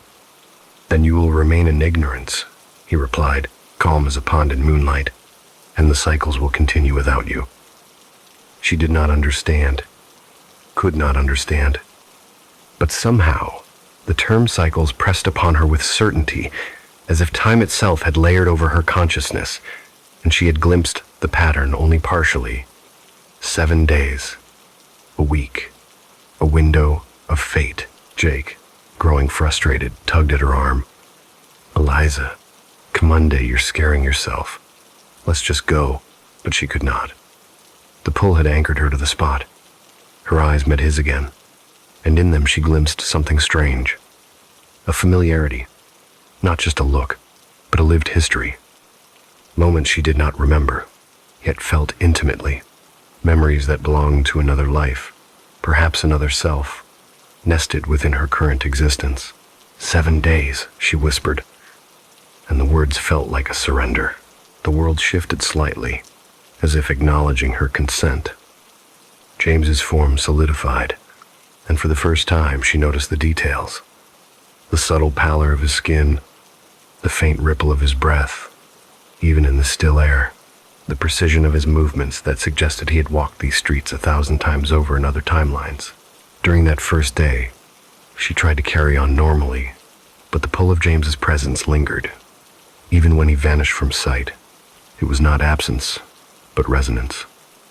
Every time she looked at a reflective surface window panes, the dark screen of her laptop, she thought she saw him just a flicker, like a memory of light and water. She could not shake the sensation of being observed, of being awaited. By the second day, the familiarity became oppressive. Conversations with Jake felt hollow, the words they shared ringing strangely flat. Every moment her mind returned to James, to the subtle intimations of previous lives whispered in gestures, glances, and the unspoken narrative of shared destiny. She began dreaming at night, not ordinary dreams, but memories that were not hers, of weddings, of arguments, of a car crash, a scream muffled by rain, the final act of protection. In her dreams, she relived the night of her death in another life. The memory was visceral, the cold metal of the car door, the skid of tires on wet pavement, a scream, his scream, then the sudden crushing absence of air as the world ended. And through it all, James's face hovered above her consciousness, sorrowful, patient, inexorably waiting. She awoke sweating, heart racing, the whisper of 7 days still echoing through her mind. Outside, the city moved in indifference. She alone had crossed the threshold of understanding, alone had glimpsed the continuity that tethered her soul to another.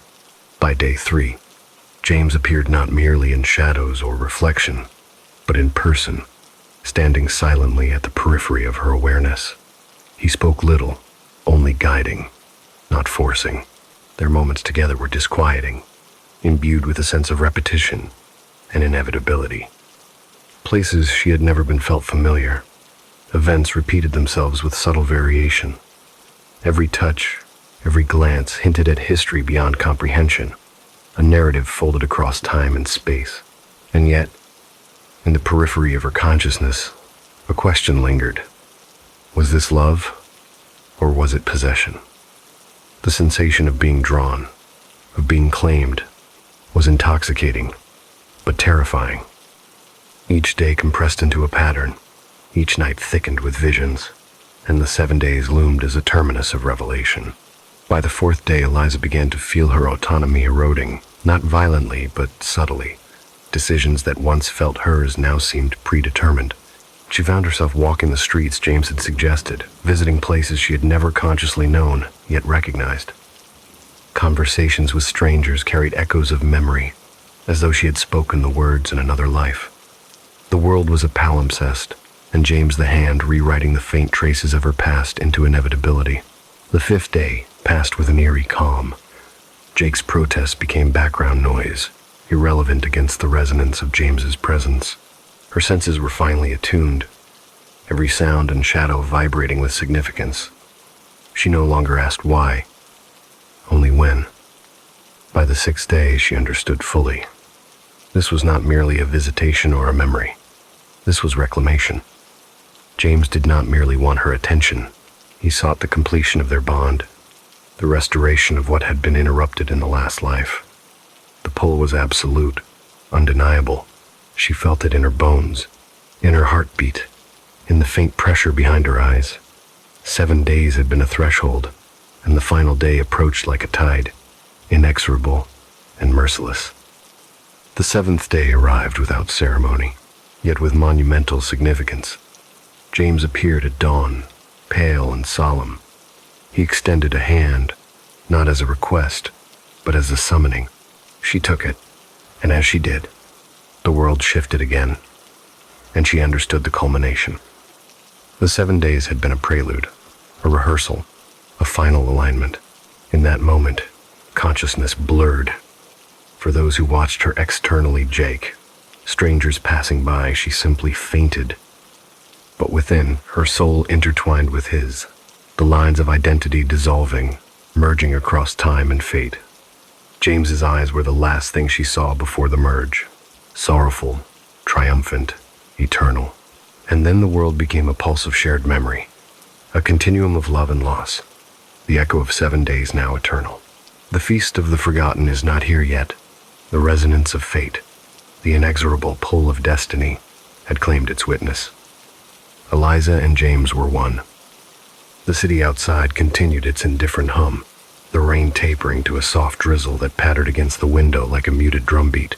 Eliza sat alone at the small corner cafe, though the space was cluttered with the usual suspects, students with laptops, late-night workers sipping bitter coffee, the occasional figure hunched over a book. She clutched her mug, the ceramic warm and grounding against the chill that crept into her bones. But grounding was only temporary. Her mind kept slipping to him, to James, the pale figure who had haunted her vision the day before. It was no longer merely a memory or a phantom. He was real, or at least real enough to make her doubt the solidity of reality itself. She could feel him in the empty spaces, in the air between tables, in the shadows that the street lamps painted across the walls. Every so often she thought she saw him reflected in a window or in the screen of someone's phone, just for a heartbeat, and then gone. The bell above the cafe door jingled, a sound that made her stomach lurch. She looked up, and for the briefest instant, saw him standing there, white shirt, dark pants, pale as moonlight. His eyes caught hers with an intensity that made her chest tighten. He did not move. He did not step forward. And then, in the time it took for her to blink, he had vanished. Jake, oblivious, was muttering beside her about weekend plans, but she barely heard him. Even the aroma of coffee, the warm undertone of cinnamon and sugar, felt hollow in comparison to the pull she sensed. She knew, with a terrifying certainty, that James was near, or perhaps had been the entire time, lurking just beyond perception, in the spaces she could not consciously see. It was then that the whisper began, faint, almost imperceptible, threading through the cafe like a draft of cold air. She froze, listening. Eliza. She spun in her seat, scanning the room. No one met her gaze. No voice matched the one she heard. Yet the words had come from somewhere inside her mind, in the corners of her perception. Her pulse quickened, but fear was now intertwined with a strange, magnetic curiosity. She left the cafe abruptly, ignoring Jake's protests. The city streets were slick with rain, reflecting neon signs that flickered faintly in the evening gloom. Shadows pooled in alleyways, and the smell of wet asphalt mingled with the faint scent of food vendors packing up for the night. The whisper followed her, urging her forward, guiding her through streets she thought she knew. Then she saw him. James was standing beneath the flickering streetlight outside the old record store, the one she had passed countless times yet never noticed. His gaze was unwavering, a tether pulling her toward him. "You have questions," he said, voice low, almost a breath, yet resonating within her chest. "Yes," she admitted, words trembling. "Who are you? Why me? Why now?" He smiled, not in mockery, but with a patience that made the air itself heavy. "We share a bond older than your memory allows. 7 days. You have begun the countdown, and in these days you will remember everything you need to know. Do you trust me?" The word trust pressed into her chest with a weight she could not ignore. Her mind screamed to run, to dismiss this as delusion, yet her body remained rooted, drawn to him as if some unseen current pulled her. I trust you," she whispered, and the world seemed to exhale around them. Over the next day, James led her through a series of places that felt unnervingly familiar, yet she could not consciously remember them. They walked streets that shimmered with latent memory, alleys that whispered secrets she had never learned in this life, buildings whose facades triggered vague recollections of moments she could not place. Each step was a thread weaving together fragments of a past she had not lived, but somehow recognized. At a quiet bookstore tucked between two older apartment buildings, James paused. "Here," he said, gesturing to a shelf stacked with leather-bound volumes.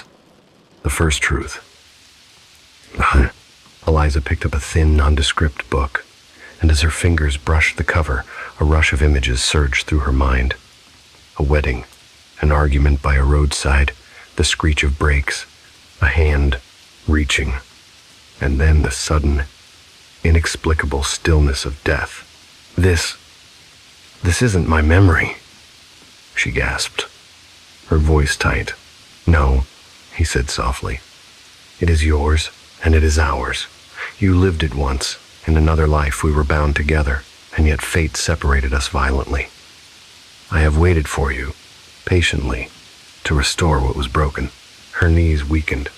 The world seemed to tilt slightly, as if the street beneath her feet had become a threshold to another dimension, a past life leaking into the present.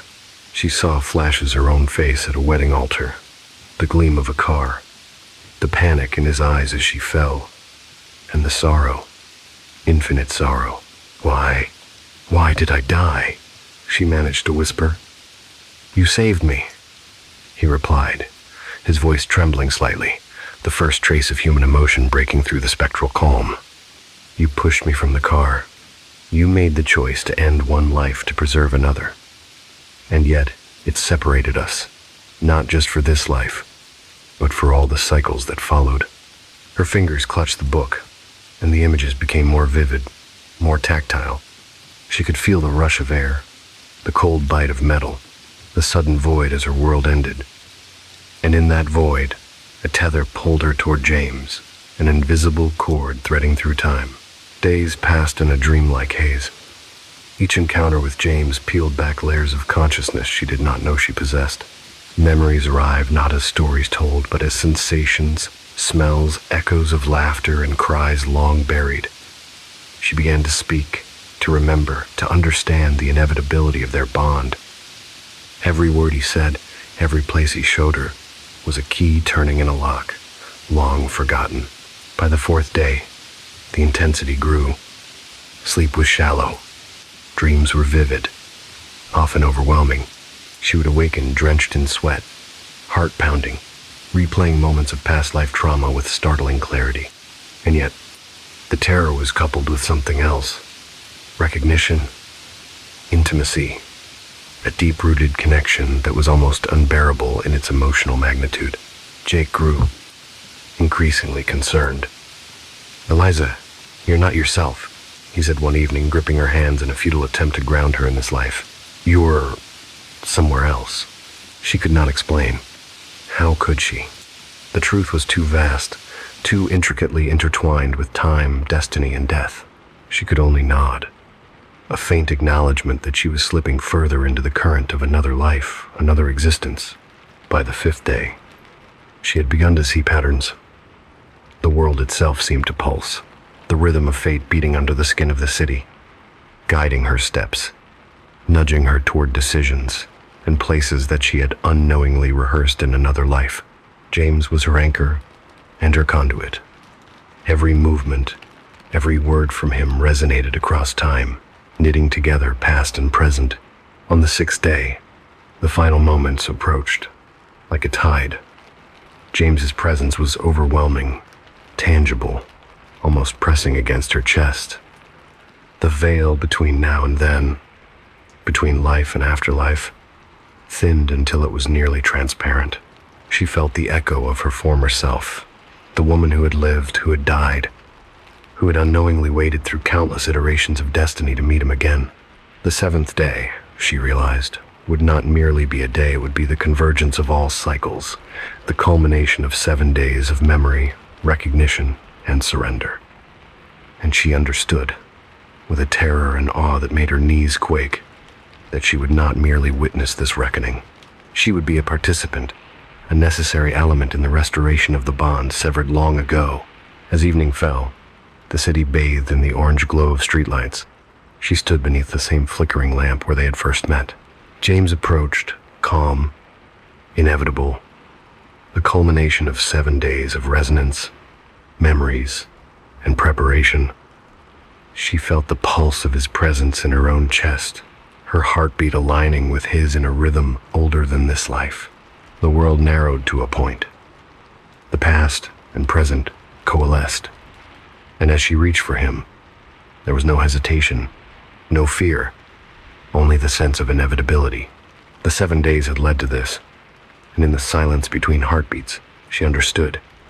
She would cross the threshold, not into death, not merely into the past, but into a continuum that was theirs, inseparable, eternal. The 7th dawn arrived like a quiet warning.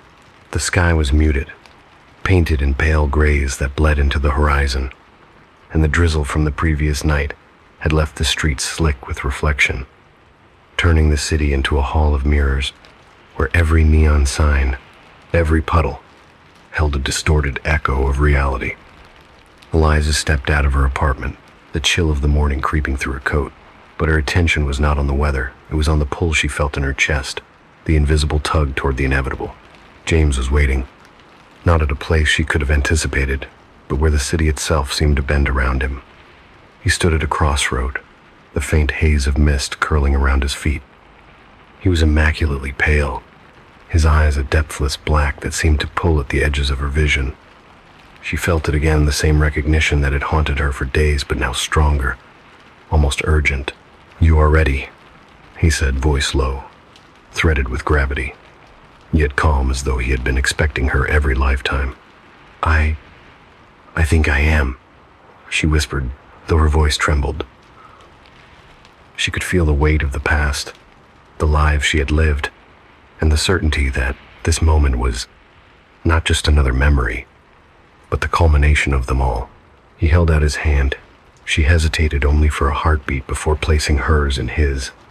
The touch was electric, but not painful. It was the spark of inevitability, a bridge across time. The air shifted immediately, the streetlights flickering as if the world itself acknowledged the crossing of thresholds. "You will see," James said. "Not just what was, but what has been and what must be." The city seemed to dissolve around them. One moment they were standing on the cracked asphalt of an empty street.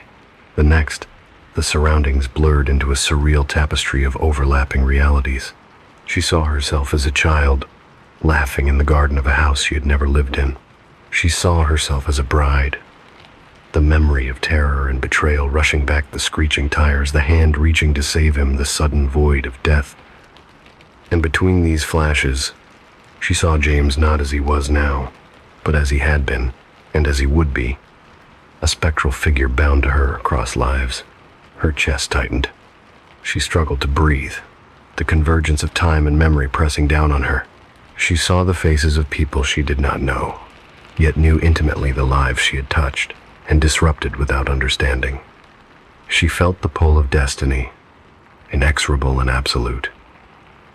"They are all here," James whispered, his hand warm but firm on hers. "Every echo, every life, every choice that brought us to this moment." And she saw them, the past iterations of themselves, fragmented reflections hovering at the edges of perception. The little girl who had once let him fall, the woman who had screamed at the altar, the man who had reached for her in the car before the accident. Every version of them converged here, at this nexus, held in the invisible threads that bound their fates. The convergence was not gentle. It demanded recognition, demanded acceptance, and it demanded sacrifice. The world pulsed with the resonance of all their lives, a symphony of joy and sorrow, love and regret, triumph and terror. Eliza's mind reeled, unable to hold the entirety of experience, and yet she understood. To survive this crossing, she had to release the fear that had tethered her to the superficial world she knew. She had to embrace the inevitability of destiny, to surrender to the gravity of their bond. "I'm ready," she whispered again, louder this time, though the sound seemed swallowed by the immensity of the convergence. James's hand tightened slightly, a tether keeping her grounded.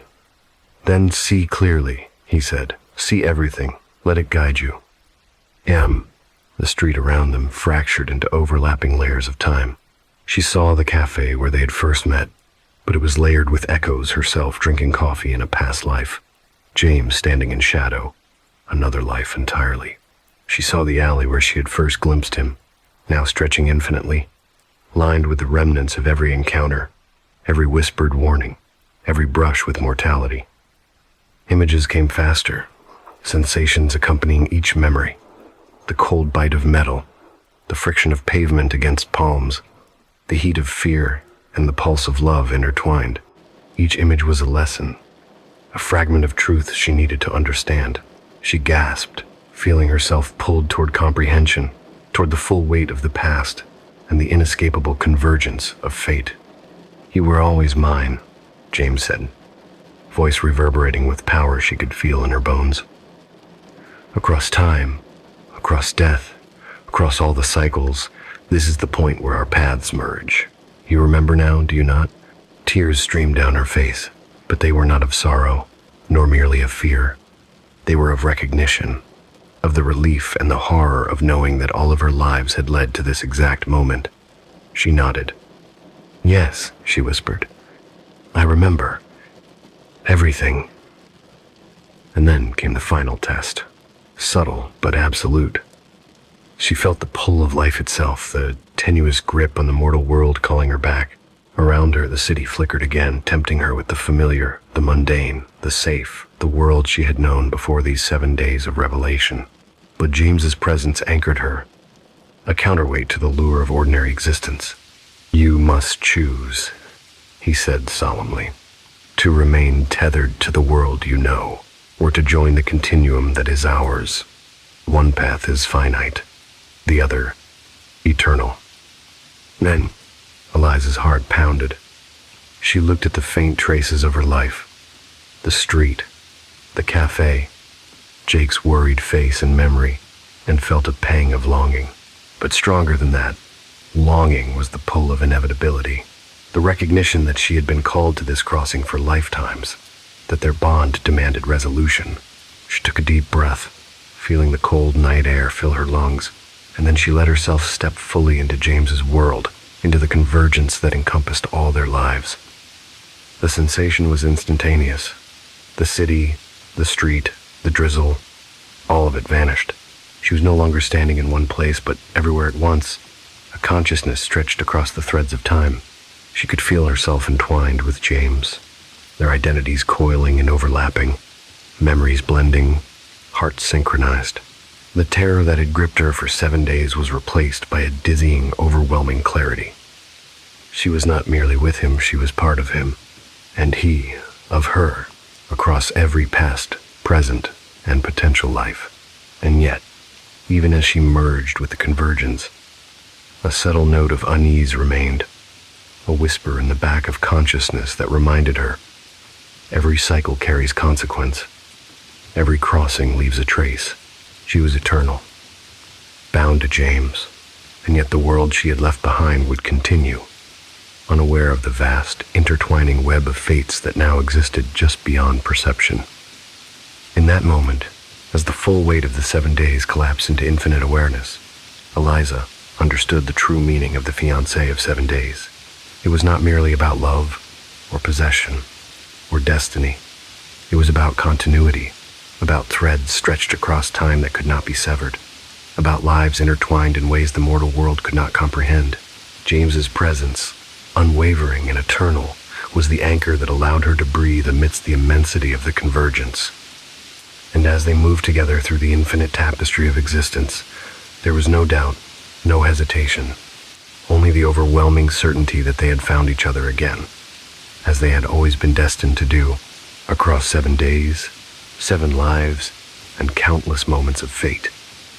The echo of her mortal self, the girl at the cafe, the frightened woman on the street, the one who had lived and died unknowingly, remained as a faint shadow, a memory that would guide future decisions, a reminder that even in convergence, the past lingers, quietly shaping the flow of destiny. And then, silence. The convergence held them, suspended between worlds, between lives, Between love and inevitability, time no longer mattered. Only the bond remained, absolute and unyielding, a presence that would never fade, a tether that spanned eternity. The air was still, almost oppressively so. When Eliza awoke that morning, she could feel the residual pull of the convergence, like threads embedded deep in her chest, tugging her toward something she could not yet fully see.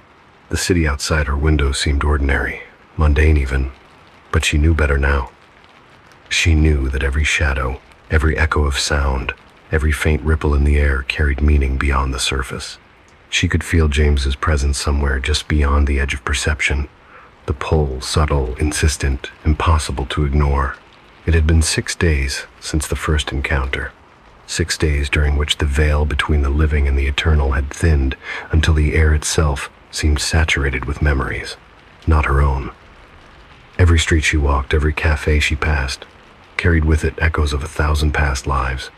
Herself laughing in innocence, herself screaming in terror, herself touching hands with James across time she barely understood. She had begun to see him in fleeting reflections in a shop window, in the mirrored surface of a puddle, even in the glossy leaves of the trees lining the avenue, always watching, always waiting. She didn't know if it was love or inevitability that drew her to him now. Perhaps it was both, entwined so tightly that it was impossible to separate the two. Her heartbeat quickened as she stepped outside, the chill of the morning brushing against her skin, each inhalation sharp with anticipation. The world seemed quieter now, the usual hum of traffic and chatter muted as if the city itself was holding its breath, waiting for what was to come. James appeared at the crossroad again, the 7th meeting, as if the universe had carved this precise location from all the possibilities, marking it as their destined point. He was pale as ever, the shadow of sorrow still etched into his features, but there was an intensity in his eyes, a focus that seemed to pierce through the very fabric of reality. "Eliza," he whispered, and the sound carried more weight than any words she had heard in a lifetime. "Today ends the 7-day journey. Are you ready?" Her legs trembled as she approached him.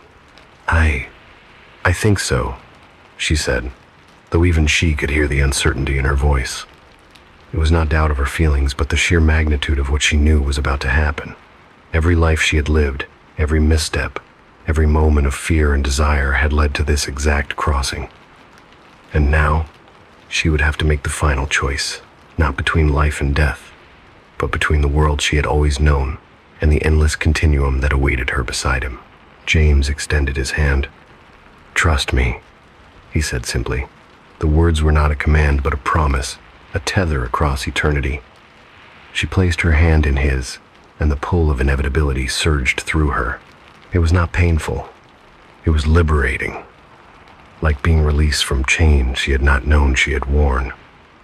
The world around them fractured once more, but this time there was no hesitation, no flickering between layers of memory. The city dissolved into a dreamscape of shifting colors and forms, each representing a fragment of their combined pasts. She saw herself as a girl in a sunlit garden, James standing by with a protective hand. She saw herself as a young bride, the shadow of death looming just beyond the threshold, the weight of regret pressing down. She saw herself in moments she did not recognize, moments she had lived only in the echoes of memory, and yet each felt undeniably hers. "You see now," James said, voice steady but resonant, "that we have always been intertwined. Every choice, every action, every heartbeat has guided us to this. The 7 days were a threshold, but the final embrace, that is where eternity begins." The gravity of his words pressed into her chest. She felt the pull of her mortal self, the longing to retreat to the comfort of ordinary life, to escape the weight of destiny. But stronger than that pull was the resonance of their bond, a force older and deeper than anything she had known. It was not love in the simple sense, it was inevitability, necessity, the quiet certainty that to step back now would be to deny all that had come before. She nodded, and James smiled, faintly, almost sadly. "Then let us finish what we began." They stepped closer, the air around them thickening. vibrating with the resonance of countless lives converging. Eliza could feel herself stretching, expanding, no longer confined to the single body she had occupied for this lifetime. Her consciousness touched past selves, brushing against the edges of memories not fully her own, and yet each was familiar, each a thread in the tapestry that bound her to James. The final embrace was not simple, not gentle. It demanded total surrender, a relinquishing of self to the continuum that lay beyond the veil. She felt herself merge with him, not in the corporeal sense, but in the deepest essence of being. Every fear, every doubt, every regret melted into the vastness of their shared existence. She could feel his heartbeat, as if it were her own, and her breath became indistinguishable from the rhythm of his. Visions surged through her. The alleyways where she had first seen him, the cafe where they had crossed paths, the streets of lives lived and lost. She saw Jake's face, worried and human, and a pang of sorrow pierced her consciousness. But it was fleeting, as though even human attachment could not hold sway against the gravity of what she had become. And then there was light, not sunlight, not any light she could name, but a brilliance that seemed to emanate from the very fabric of existence, illuminating every shadow, every fold of time and space. In it, she saw James, not just as he had been, or would be, but as he was now, a being composed of every experience, every choice, every lifetime they had shared. He reached out, and she met him, fully, completely, the separation between them dissolving into a singular consciousness that spanned the continuum. "I am here," he whispered, though the words were both sound and thought, and they resonated through her entire being. Always. Eliza felt the final tether to her mortal body slip away. It was not violent, nor was it frightening. It was inevitable, as natural as breathing, as simple as closing one's eyes after a long day. And in that surrender, she understood. The 7 days had been preparation, a cleansing of fear and uncertainty, a distillation of all that she had been into what she was now. Their essences intertwined. They moved through the convergence as one. Time was no longer linear.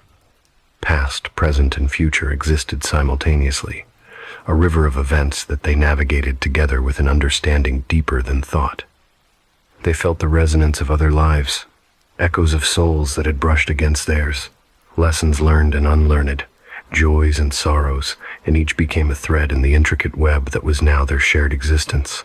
Yet, even in this eternal embrace, a subtle awareness remained a memory of mortality, of the fragility of life, of the world that would continue without them. It was not pain, nor regret, but a whisper of what had been left behind. They acknowledged it, and then let it go, understanding that the world they had known was only one layer of a much greater reality. As they drifted through the continuum, a sense of peace settled over them, tempered by the awe-inspiring weight of eternity. The terror and uncertainty that had haunted the 7 days were gone, replaced by a clarity that was both exhilarating and humbling. They had found each other across lifetimes, navigated the labyrinth of fate, and emerged not merely as lovers, but as a singular presence that transcended the boundaries of life and death. And yet, for anyone observing the world from the mortal plane, they would seem absent.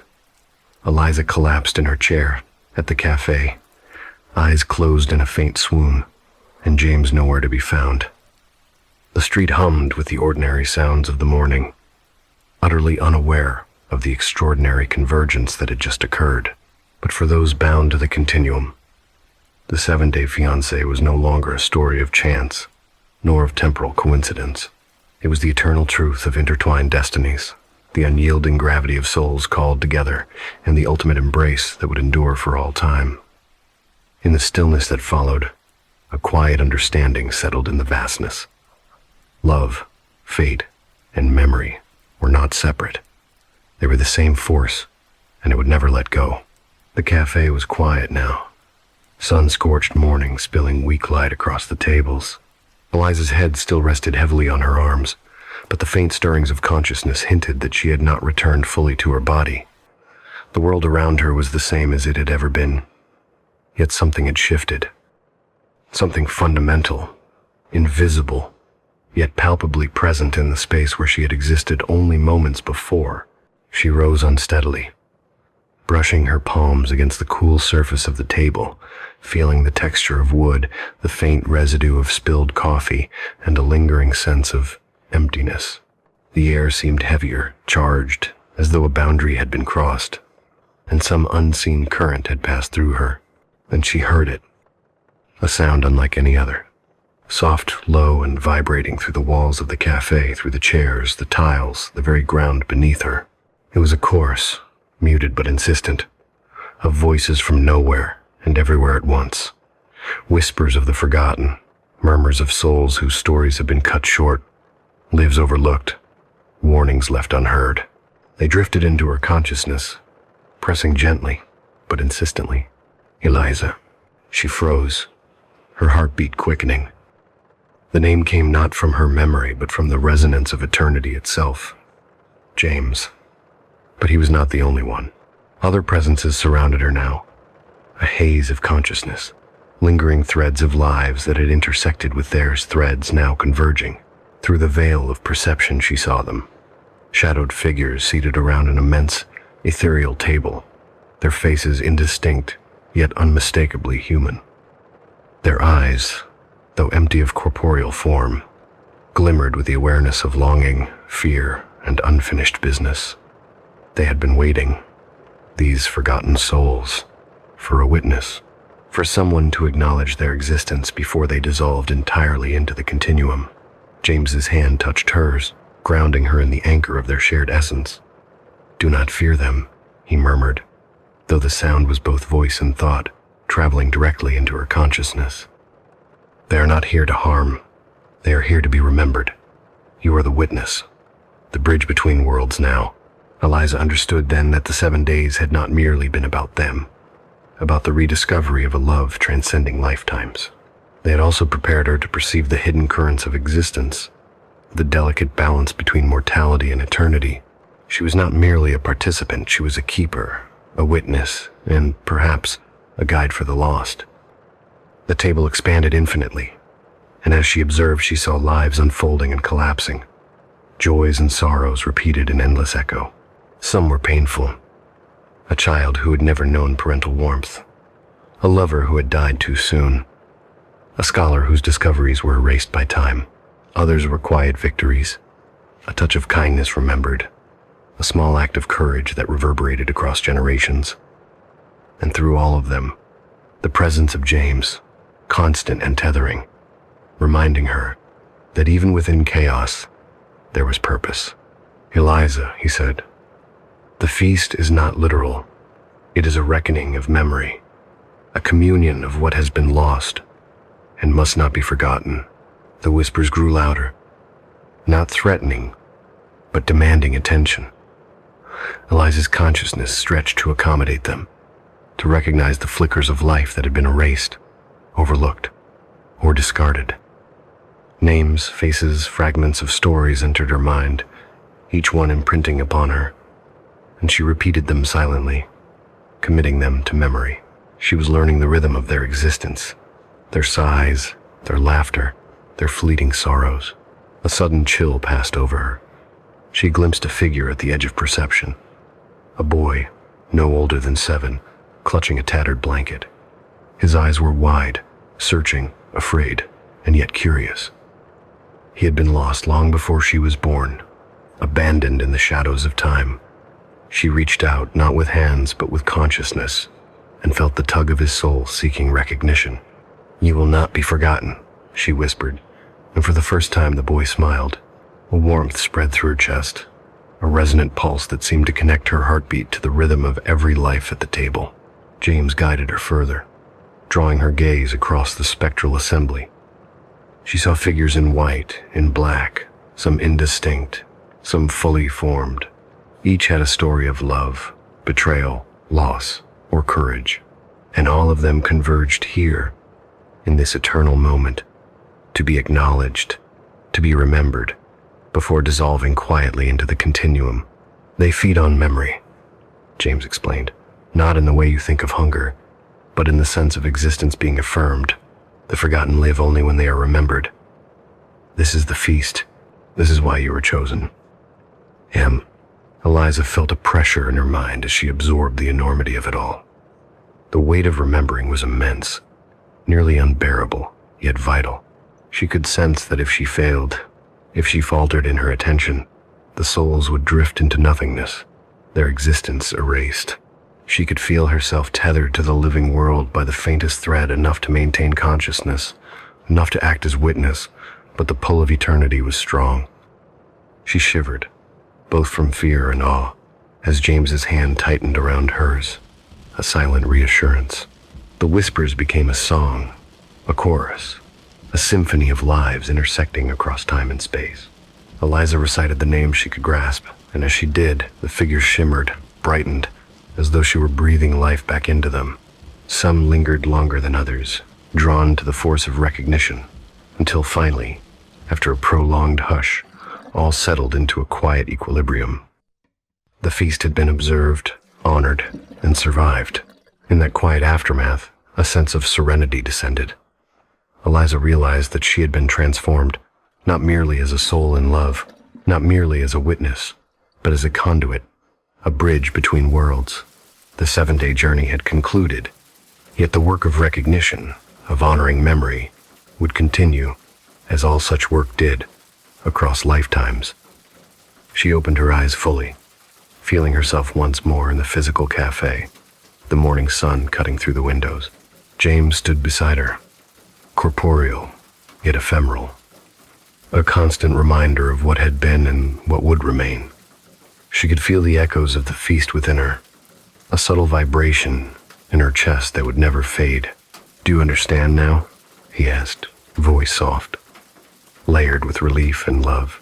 "I think I do," she replied. We are the witnesses, the keepers of what cannot be forgotten." James nodded, and together they left the cafe, moving through the city with the quiet confidence of those who carry eternity within them. The world would continue, oblivious, bustling, impermanent, but they, and the memory of the forgotten, would endure.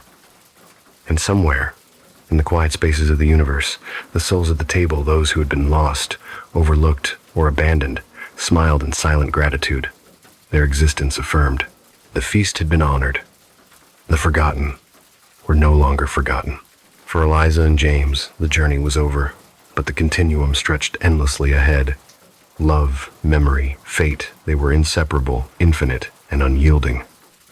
The 7 days had taught them that some bonds transcend mortality, that some stories cannot be erased, and that even in the face of oblivion, remembrance is the ultimate act of defiance.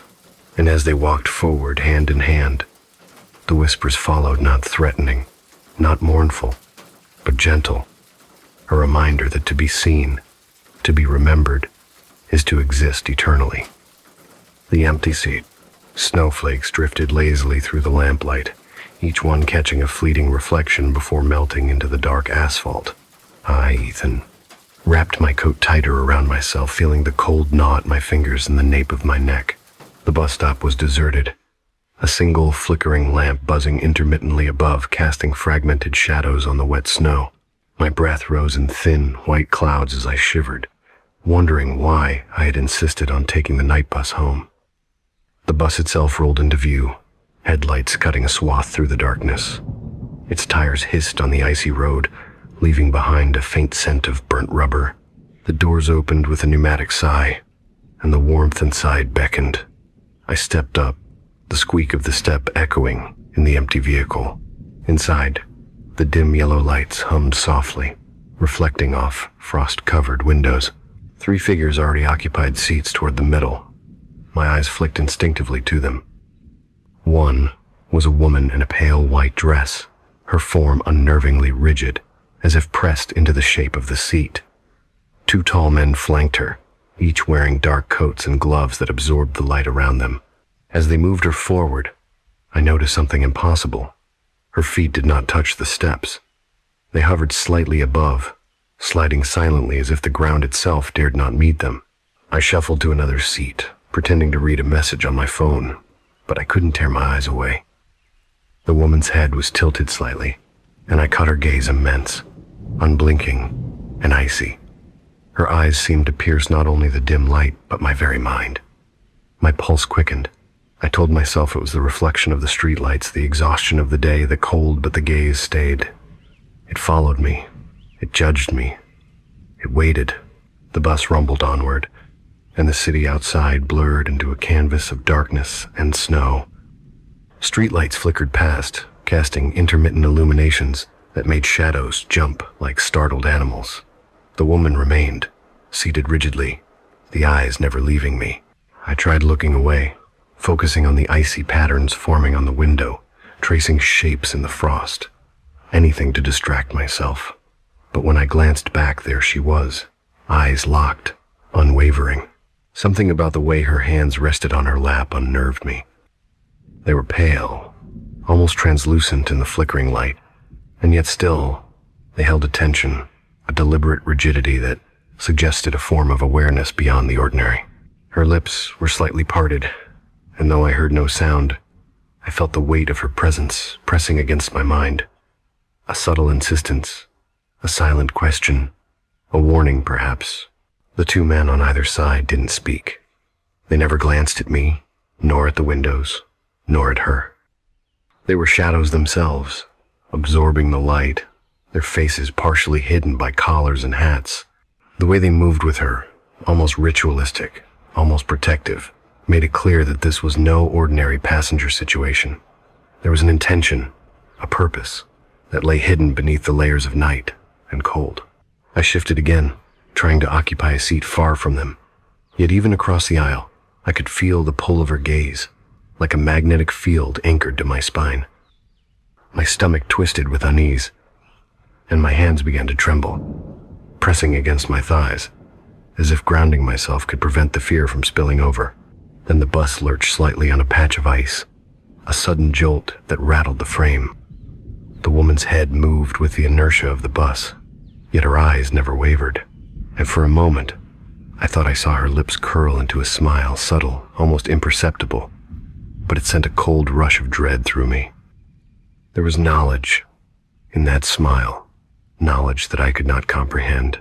The interior lights flickered once, twice, and for a heartbeat, the world outside and inside merged into a single tableau of shadows and snow. The eyes were everywhere, not just hers, but in the reflection of the window, in the glint of the metal poles, in the depths of the dark coats of the men beside her. I realized then that I was no longer observing them, they were observing me. Panic rose in my throat. I had to get away, but the bus was moving, the driver unaware, the city's silent streets stretching endlessly ahead. I considered calling out, but words would not capture this horror, and my voice, weak and tremulous, would only betray my fear. So I remained seated, heart hammering, palms slick with sweat, watching, waiting, praying for the bus to reach the next stop. It came eventually, a dimly lit street where only a few lampposts stood sentinel. I leapt from my seat as the bus slowed, feet hitting the metal step with a jarring clang. I stumbled onto the snow, the cold biting through my coat, as the doors hissed shut behind me. I turned, looking back. The bus continued, swallowing the three figures in the night, and for a fleeting second, I thought I saw the woman's face pressed to the window, her eyes gleaming, frozen in an eternal stare. I ran. The crunch of snow beneath my boots echoed in the stillness, matching the erratic beat of my heart. A streetlight revealed a uniformed officer ahead. He saw me before I reached him, stepping forward with a cautious, measured gait. "You saw them, didn't you?" the officer said, voice flat, almost resigned. "The bus, the three passengers, the woman." My chest heaved, cold air stinging my lungs. "Yes," I stammered, pointing back toward the disappearing taillights. "But she was staring at me. I don't understand." The officer nodded slowly, a shadow of sympathy in his eyes. "You saw the truth. That's all that matters. That woman, she's dead. We were transporting her to the morgue. You were the only one awake to see her." The words sank into me like ice. My knees buckled slightly as the snow swirled around us, the cold intensifying, pressing against my skull. The realization was absolute. I had been face to face with death itself, not merely as a concept, but as a living presence, aware, deliberate, and unblinking. The bus receded into the distance, tires crunching against snow and gravel. And yet, in my mind, her gaze remained. The empty seat beside her, the vacant yet knowing eyes, the rigid poise of her body, all burned themselves into memory. I would never forget it. I could never unsee it. The night air grew heavier, pressing down, as if the city itself conspired to remind me of the truth. Death was not distant, not abstract, not gentle. It was patient, exacting, observant, and sometimes it chose witnesses, silently, to carry the memory of its presence, to hold the space between the living and the forgotten. As I walked home, ears attuned to the soft crunch of snow, I felt an unshakable awareness of being watched, not by the living, not by human eyes, but by the silent, eternal observers who waited in the peripheries. The bus stop, the street, the empty alleyways. I would never see them the same way again. And deep down I knew that on some nights, in some quiet corners, she would return, not to harm me, but to confirm that I remembered, and that remembering was, in its own way, a sacred act. By the time I reached my apartment, the city had fallen into a near-silent lull, punctuated only by the distant hum of electricity, the whisper of wind through chimneys, and the faint echo of footsteps that might have been my own or not. I pressed the door shut behind me, leaned against it, and shivered. The memory of her gaze remained, the empty seat beside her, eternally filled with presence. And though the night was over, I realized that I was forever changed, a witness, a bearer of a truth too cold and too precise to ever ignore. And somewhere, in the dark corners of the city, the bus moved onward, carrying the silent, unblinking eyes of the departed, always searching, always watching, always remembering. The night after the bus incident, I could not sleep. The memory of her eyes, empty and yet somehow aware, haunted every corner of my mind. I lay in bed, staring at the ceiling, the shadows cast by the streetlight outside through my curtains twisting and shifting in strange, imperceptible ways. I could feel the lingering weight of that stare pressing on me, a presence that had no warmth, no intention to comfort, only observation. I forced myself out of bed, pacing the small apartment. The radiator hissed, shivering the silence of the room, while the wind rattled the window panes with an irregular, almost conversational rhythm. It was as though the city itself whispered to me through the sound of metal and glass. Every creak of the floorboards, every distant footstep outside, made my heart leap. I felt like I was under surveillance, though I was alone. The next day, I forced myself to go back to the bus stop, desperate for answers, for some confirmation that I had not lost my mind. The snow had begun to melt, leaving slush along the cracked sidewalks and a faint metallic tang in the air. The street was quieter than usual, almost unnaturally so, as if the world was holding its breath. I approached the stop cautiously. No bus in sight. The lamp above flickered weakly, casting pale, uneven light. And yet, as I stepped closer, I noticed the first sign that made my pulse quicken, the faint impression of footprints in the snow. They were small, delicate prints, slightly irregular, not quite matching the shoes I had seen that night. They led not to the street, but along the edge of a narrow alley. I followed them, heart pounding, snow squishing under my boots, every step sending echoes into the hollow stillness. The footprints stopped abruptly at a wall, or perhaps they dissolved into the night itself. I crouched, examining the impressions in the snow. They were not human, too perfect, yet not, almost as if the snow itself had been pressed by a weight that did not exist. A cold shiver ran down my spine, and I looked up. Across the street, a bus idled at a distant stop, empty but for one faint silhouette. My stomach twisted, but curiosity overrode fear. I crossed, the crunch of slush beneath my boots breaking the silence. The bus seemed alive in the dim light, shadows dancing in the interior as if reflecting my apprehension. I climbed aboard, the familiar hiss of the doors closing behind me echoing in the empty vehicle. The seats were empty, save for the lingering smell of damp fabric and the faint metallic tang of old machinery. I sat down near the middle, scanning the rows of seats with a mixture of dread and expectation. That is when I heard it, the whisper. It was soft at first, almost imperceptible, a vibration at the edge of hearing, a sound my mind could have mistaken for the creaking of the bus or the wind outside. But then it became clearer, distinct, deliberate. "Ethan." My blood ran cold. The whisper was not outside. It was inside me. I froze, listening. The sound seemed to move, shifting between the seats, circling, brushing past my consciousness like cold fingers. My pulse raced, every muscle tense. "Who's there?" I demanded, voice trembling. The only reply was the whisper repeating, "Ethan, watch, watch." I tried to rise, to leave, but the doors remained closed, the driver absent, or perhaps hidden in the shadows. The bus seemed to have swallowed me, suspending me in an unnatural limbo where sound and silence intertwined. The whisper grew more insistent, multiple voices overlapping, a chorus of quiet urgency. I clutched the edge of my seat, knuckles white, the air around me thick and cold. Suddenly, a movement caught my eye. The seat across the aisle, empty moments before, now bore a figure, indistinct, wrapped in shadows. Its presence was silent, yet I felt its awareness, the same icy, penetrating gaze I had seen that night. It did not speak, did not move further, yet its very being seemed to weigh down the bus, bending the air around it. I could smell faint perfume, floral and metallic, the scent almost imperceptible, but enough to trigger the memory of her eyes, that unblinking stare. I attempted to rise again, but my body refused. Fear, thick and viscous, anchored me to the seat.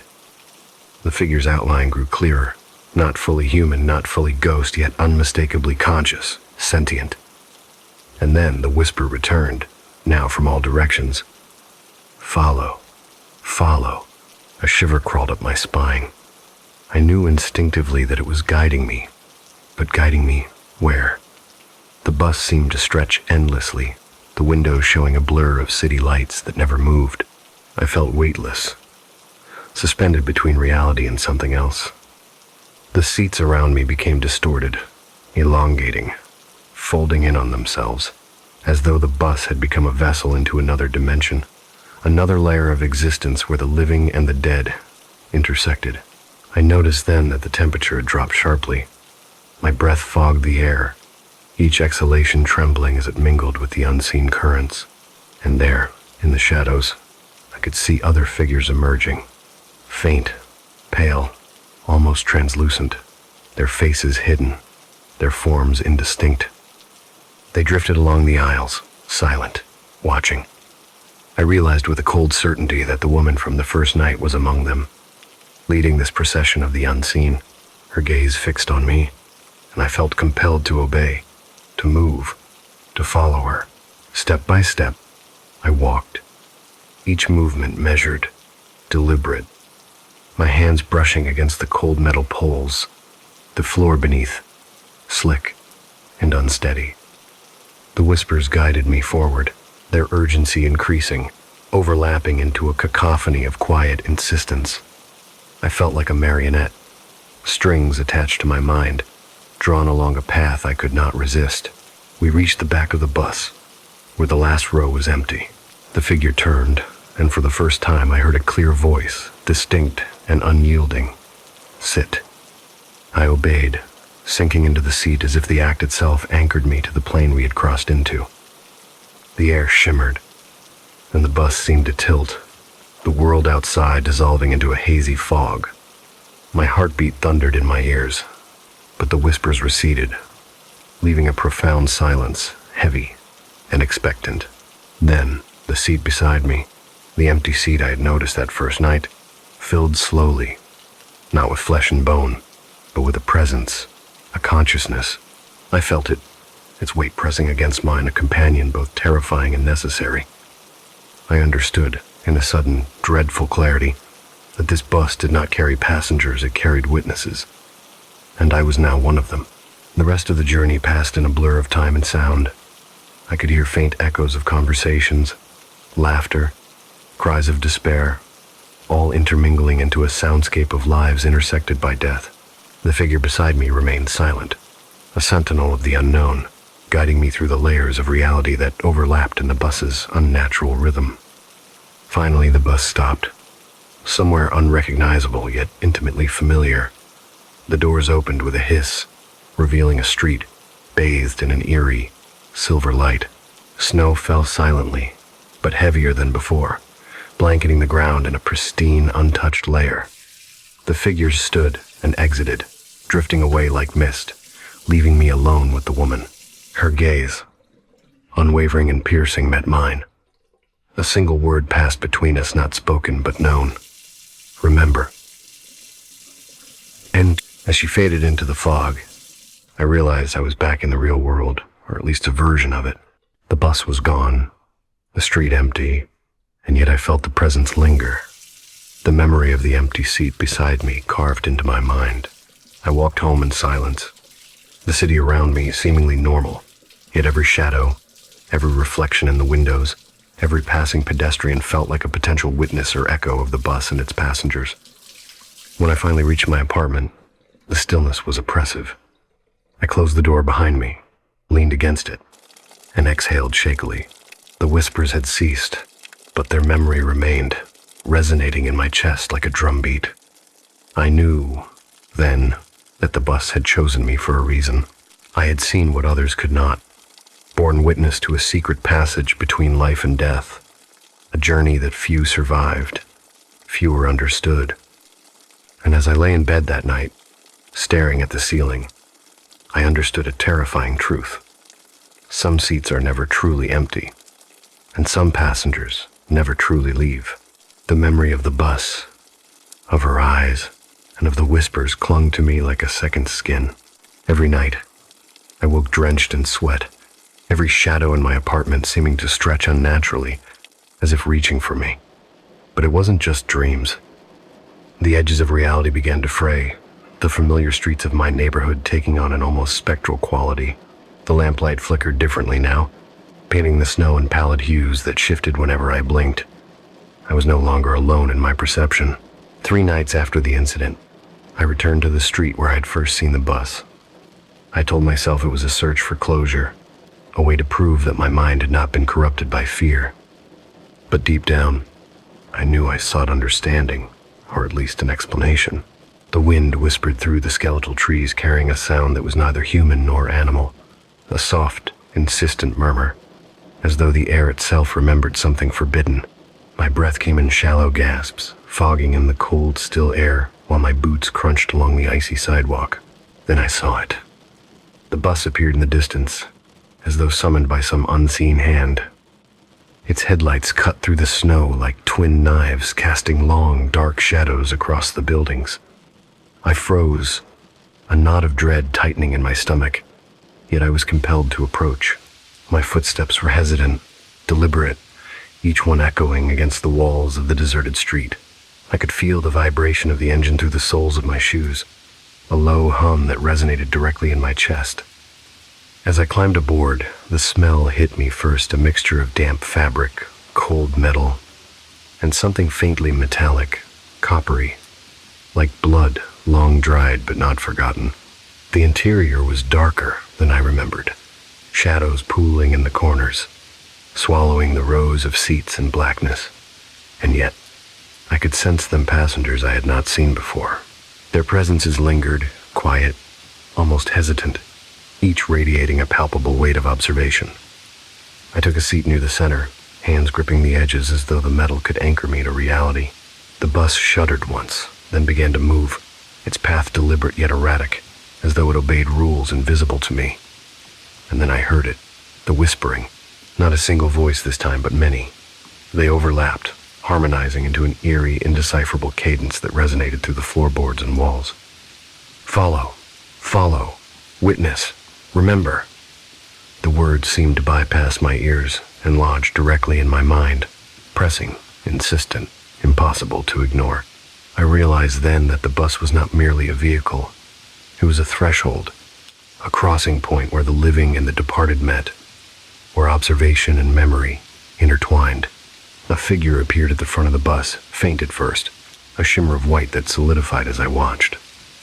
A woman, indistinct, her features obscured by shadows, yet unmistakably aware of me. Her eyes met mine, cold and calculating, and I felt the pull of inevitability. I had been chosen. I was a witness, and witnesses do not escape. The bus moved on, seemingly without route or destination, yet each turn, each bend, felt preordained, like a ritual repeated countless times. The whispers multiplied, forming threads of conversation, fragments of lives long ended, their stories converging in the cold, still air of the bus. I listened, unable to look away, each tale of despair, regret, and unfinished business, weaving into the fabric of the night. And then I saw them, figures seated where no one should have been, pale, almost translucent, their eyes hollow yet filled with the memory of everything they had endured. Some were weeping silently, others murmuring to themselves, all frozen in a liminal space between past and present. I recognized a few from the night of the bus ride, the woman in white, the empty gaze, but there were others, unfamiliar yet eerily familiar, as though I had seen them in another life, another time. A sudden motion drew my attention. The woman approached, gliding across the aisle, and I could see her clearly now. She was beautiful, inhumanly so. Her presence commanding, yet terrifying. She stopped beside me, leaning close enough that I could feel her cold breath, a whisper on my ear. "Do you see?" Her voice was soft, melodic, yet underlined with the authority of the eternal. "Yes," I whispered, my throat tight, my hands trembling. "I see." "You must witness," she said, "and you must remember, for memory is the chain that binds us, the link that keeps the forgotten from fading." She gestured, and the bus shifted, the seats rearranging as if in response to her will.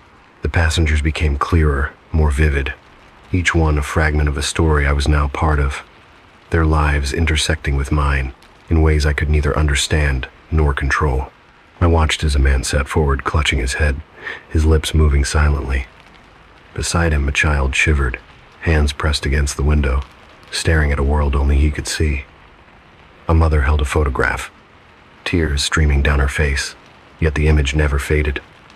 Each figure was caught in a tableau of memory, a living diorama of sorrow and longing, and I, seated among them, was a participant, a witness to the infinite recurrence of grief and hope. Hours, or perhaps minutes passed, the concept of time dissolving into the hum of the engine and the whispers of the dead. I realized with a jolt that the bus had stopped again, at a place that was neither street nor avenue, but a crossroads of existence itself.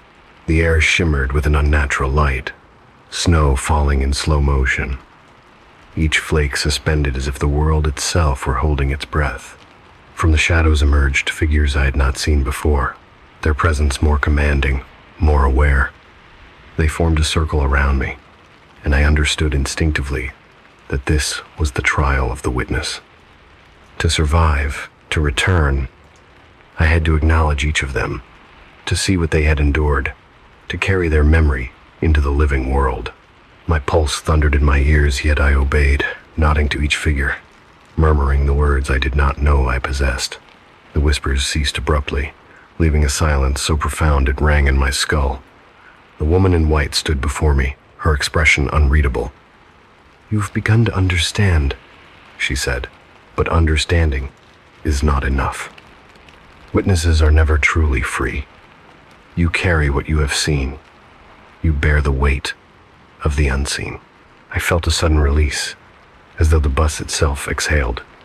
The engine hummed one final time, then stopped. The doors opened, revealing a street bathed in the gray light of dawn. I stepped outside, the snow crunching beneath my boots, but the memory of the passengers, the whispers, and the woman in white lingered, etched indelibly into my mind. As I walked home, I understood that the bus, the empty seat, and the witnesses were not simply hallucinations, not merely echoes of fear. They were a call, a summons to see beyond the veil, to confront what most would rather ignore. The city around me seemed normal, yet I perceived it differently now, attuned to the thin threads that connect life and death, presence and absence. That night, as I lay in bed, I felt it again, the weight of unseen eyes, the pull of stories unfinished, memories demanding acknowledgement. I realized, with a cold certainty, that the journey had only begun. The bus would return, the empty seat would wait, and I, now a permanent witness, could never escape the crossroads I had glimpsed. And in the quiet moments before sleep, when the room was still and the wind whispered through the cracks in the window, I could hear the faintest echo of her voice, insistent and melodic. Remember, Ethan. Witness. Remember. The nights grew longer, and the city felt stranger. I could feel it in the way the wind whispered through alleyways, carrying a metallic tang that set my teeth on edge. Each step home from work, each creaking floorboard in my apartment, became a prelude to the echoes I could not yet name. I told myself it was paranoia, but deep down, I knew that the bus, the empty seat, and the witnesses were not figments of imagination. They were a summons, and one I had not yet fully answered. It started with the footsteps. I was walking late, past shuttered stores and abandoned street corners, when I heard them. Soft, deliberate, and unhurried, yet synchronized in a way that made my chest tighten. One step behind me, then another. I dared not turn around, yet my mind painted a dozen scenarios in vivid detail. The bus returning, the pale woman, the empty-eyed passengers. My heart hammered as if trying to escape my chest. Then came the light. It flickered across the street in muted green and violet, like the aurora trapped in a street lamp. Shadows stretched and contracted, crawling along walls, forming shapes that were almost human. I paused, unable to move, my breath fogging in the icy night air, and from the corner of my eye, I saw it a figure, standing just beyond the reach of the streetlight, watching, a sentinel perhaps, or a guardian, its presence both protective and terrifying. Its form was indistinct, like a smear of paint in motion, yet I could feel its gaze boring into me. I knew I had to follow. Against all instinct, against all reason, I moved toward the figure. Each step felt heavier, as though the air itself resisted me. The whispers began again, low at first, then swelling, a chorus of urgent voices overlapping. Witness, understand, do not turn away. They were not voices of malice, but of necessity, demanding acknowledgement. I could feel the weight of countless lives pressing against my mind, each one a fragment of sorrow, fear, or longing. The sentinel moved, gliding with a fluidity that defied natural law. I followed it through winding streets, past abandoned warehouses and silent apartment blocks, until we arrived at a courtyard bathed in an unnatural mist. The air here was colder, denser, charged with a presence that made my skin prickle. In the center of the courtyard stood a lone bus. Its doors were open, black as night inside, and the faint hum of its engine thrummed like a heartbeat. I approached cautiously, hands trembling. The whispers became clearer, each syllable slicing through the silence. This is the last passage. You must witness fully, or remain forever outside. My stomach churned, yet I felt a compulsion to enter. The sentinel lingered just behind me, its form flickering between solid and spectral, a guardian of the threshold. As I stepped onto the bus, the interior revealed itself in full horror and wonder. The seats were filled with figures, not just the passengers I had seen before, but many more faces, pale and hollow, eyes wide with silent pleas. They shifted and moved, a choreography of the lost, of those caught between life and death. Some stared directly at me. Others whispered to one another, recounting moments I could barely comprehend. The air was thick with memories, each one pressing against my mind like the weight of water. The woman in white appeared again, gliding down the aisle with effortless grace. Her eyes met mine, and I felt a shiver that ran from my neck to my toes. You have seen much, she said, her voice melodic but edged with steel. "But to witness fully, you must understand the final truth. The empty seat is not a curse. It is a duty. A witness carries the weight of what others cannot bear, the stories that cannot be told." I nodded, my throat tight, unable to speak. My eyes darted to the seats around me, seeing the terror, the longing, the despair, and the fleeting moments of joy of each passenger. I could feel their histories intertwining with mine, each fragment a thread connecting past and present. And then I saw him, a boy, no more than 10, seated quietly at the back. His eyes were hollow, yet filled with an intelligence that unsettled me. He pointed at me, and the whispers became urgent. "Do you see? Do you remember?" I stepped closer, drawn to him despite the cold knot of fear in my chest. He smiled, faint and fragile, and I realized that this was not just observation, this was communion. The boy was both sentinel and guide, an embodiment of the truth I had yet to grasp. "You are the last witness," he said, voice almost inaudible. "The cycle nears completion. To return, you must carry all that you have seen, all that you have understood, into the world of the living." The bus began to move, faster now, each turn of the wheels resonating like a drumbeat in my chest. I saw visions flash along the windows, lives interrupted, tragedies avoided, small moments of mercy and cruelty repeated across decades. Each scene was vivid, suffocating, and necessary. The whispers swelled into a cacophony, then coalesced into a single resonant truth. Witness fully, or be consumed by that which you have ignored. Time fractured inside the bus. Seconds became hours. Hours became lifetimes. I felt myself stretching, elongating into the memories of all those I had observed. I saw their hopes, their fears, their regrets, and their small defiant joys. I felt the weight of being a witness, the crushing enormity of knowing all that must remain hidden from the casual eye. And yet, within that weight, there was clarity, a purpose, fragile but undeniable.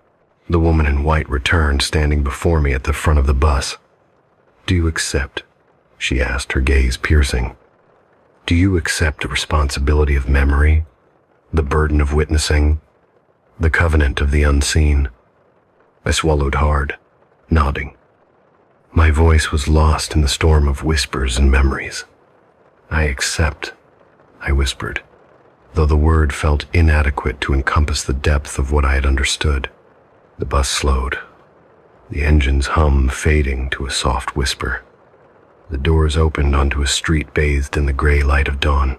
I stepped off, the snow crunching beneath my boots, and the city seemed ordinary once more. But I knew it was not. I carried within me the weight of countless lives, of stories untold, of the fragile bridge between living and dead. The sentinel lingered at the edge of the street, its form flickering between solid and spectral. It nodded once, faintly, then vanished into the mist. I realized that I was now part of the cycle, the last witness in a chain that would stretch into eternity. The bus, the empty seat, the witnesses, they were all part of a covenant I could not escape, a responsibility I could neither refuse nor ignore. As I walked home, the whispers persisted, softer now, almost comforting. Remember, witness, endure, pass it on. I understood that my life, my perception, and my very existence had changed irrevocably. The city around me remained the same, yet I saw it differently, attuned to the hidden currents of memory, presence, and absence. That night, as I lay in bed, I felt the eyes again, the countless unseen observers, their stories woven into mine. The bus had returned to its eternal route, the empty seat waiting, but I was prepared now. I understood what it meant to witness fully, to bear the weight of the unseen, and to honor the covenant of memory. And as the first light of morning crept through my window, I whispered into the quiet, "I remember, I witness, I endure." Yeah, the city breathed with me, shadows stretching and retreating, and somewhere, just beyond perception, the bus moved onward, its passengers silent yet ever vigilant, waiting for the next witness to understand. The streets were silent that night, but not empty.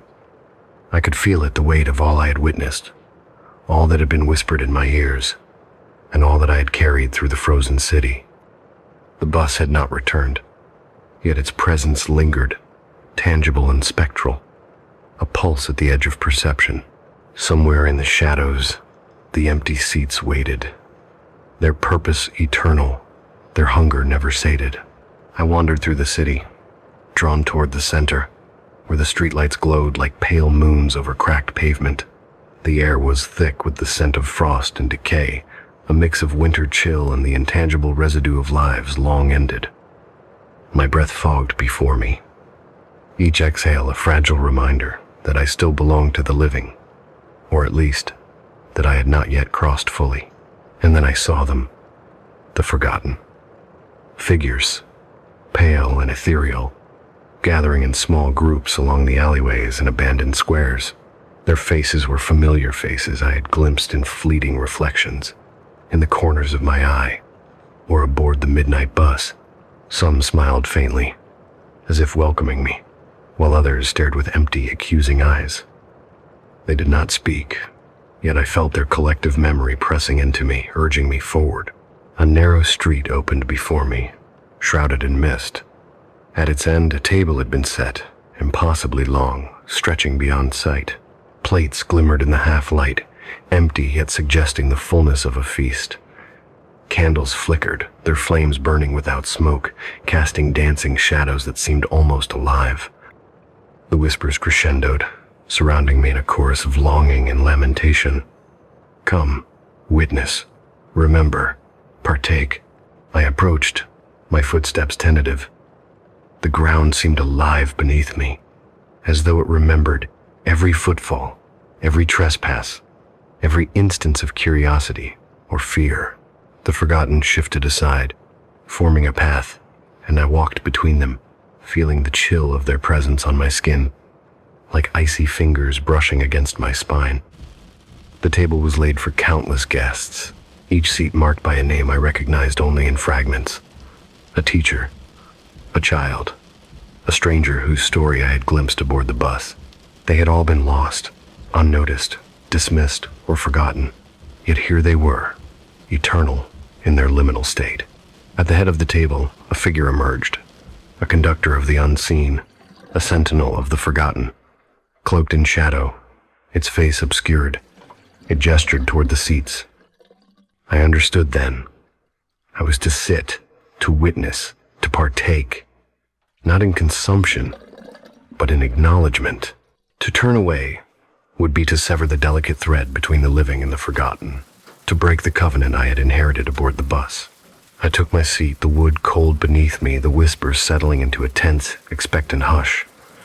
The figure at the head nodded, and the feast began not with food, but with memories. Images cascaded before my eyes, moments of joy, sorrow, fear, and hope, overlapping and intertwining like threads in a tapestry. I saw lives cut short, decisions that led to ruin or salvation, acts of kindness unnoticed and cruelties unpunished. Each vision struck me with the weight of inevitability, yet also with a strange clarity. I understood their purpose, their stories, and the threads that bound them to this eternal gathering. The forgotten leaned forward, their eyes imploring, their whispers softening into sighs of relief. They were not here to haunt, to harm, or to seek vengeance. They were here to be seen, remembered, acknowledged. And I, the last witness, bore that responsibility.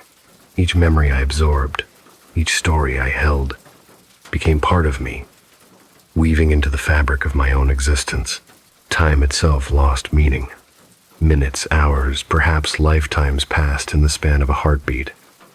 The air shimmered with the energy of accumulated experience, of untold stories given form and voice. And then I understood. The bus, the empty seat, the whispers, the sentinels, they had all been preparing me for this, the final communion of the forgotten. A sudden hush fell over the gathering. The figure at the head of the table raised a hand, and the whispers ceased. Silence, deep and profound, settled like a blanket. Then, Slowly, the forgotten began to smile. Not in mockery, not in menace, but with a serene acceptance that resonated through the very marrow of my bones. I felt a weight lift, subtle yet immense, as if the act of witnessing had fulfilled its purpose. "You have seen," the figure intoned, its voice both everywhere and nowhere. "You have borne witness. You have remembered. And now, the feast is complete." The table dissolved into light, the chairs evaporating into mist. The forgotten faded, not into nothingness, but into a presence that lingered, quiet and eternal. The whispers became a single voice in my mind, calm and reassuring. "Carry us forward. Speak our names.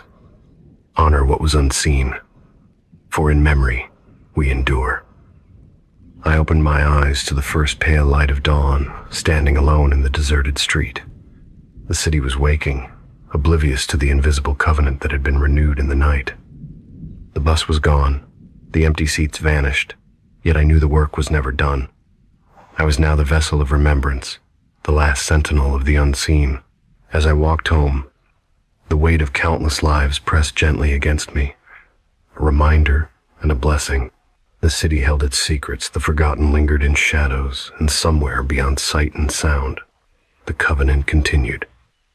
I had been given the gift and the burden of memory, and with it, the solemn duty to ensure that the voices of the lost were never truly silenced. The feast of the forgotten had ended, but its echoes would endure, carried in my mind, my heart, and the quiet spaces between the living and the dead. And somewhere, beyond the veil of perception, the bus waited, the empty seats ready for the next witness who would one day take up the mantle. I whispered into the wind, "I remember, I witness, I endure." And for the first time, I felt the true weight and the extraordinary grace of being seen by those who had long been unseen. The house that wants to win. The wind tore through the trees that night, carrying with it the distant howl of a dog and the rhythmic patter of rain against the pane. The Carter house stood like a sentinel at the edge of the clearing, its gabled roof shadowed by the storm. I first met Mark Carter under the guise of routine inspection, a man practical and grounded, a skeptic of superstition, yet one who had seen far too much to remain indifferent. He had inherited the house from a relative who had perished in a chain of tragedies, and though the locals whispered warnings, Mark had laughed them off, insisting the stories were fabrications, the fear merely a product of imagination. But as soon as I crossed the threshold, the air thickened. It clung to the skin, cool and damp, smelling faintly of earth and old wood, and I could hear it, the house itself breathing, subtle and measured, in the spaces between walls and beams. The floors creaked in familiar patterns, almost deliberate, like footsteps pacing a silent gallery. Mark's voice called from behind me, sharp and confident. "It's nothing. Old houses make noises, that's all." Yet even as he said it, the tremor in his hand betrayed his composure. I followed him upstairs. The storm had intensified, thrashing against the windows with a violence that made the glass vibrate. Lightning illuminated the worn stairwell, revealing scuffs and gouges, marks from previous occupants long vanished. Each flash painted a fleeting image of the past, a shadow here, a figure there, then darkness reclaimed the rooms as quickly as it had yielded them. Mark paused at the top of the stairs, glancing down at the hallway that stretched beyond the stairwell. "You hear that?" he asked, though the answer was already clear. The floorboards groaned under an invisible weight, as if someone or something were pacing just beyond the reach of sight. He led me to the 4th floor, where the house's energy was strongest. The Carter family had long whispered of this level, where the walls held whispers and shadows clung longer than they should. I could feel it, a presence, patient, deliberate, observing with an intent I could not yet understand.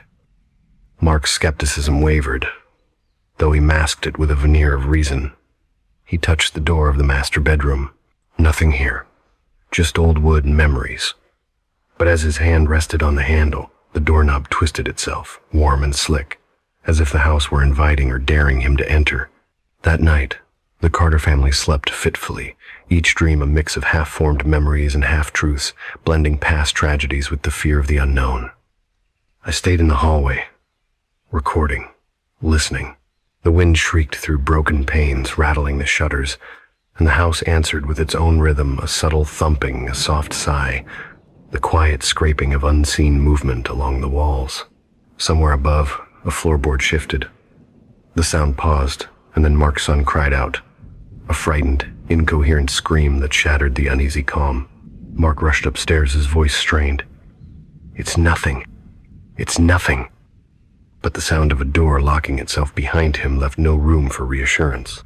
15 minutes passed as he pounded and shouted, each strike against the solid oak a protest, a plea, ignored by both wood and storm.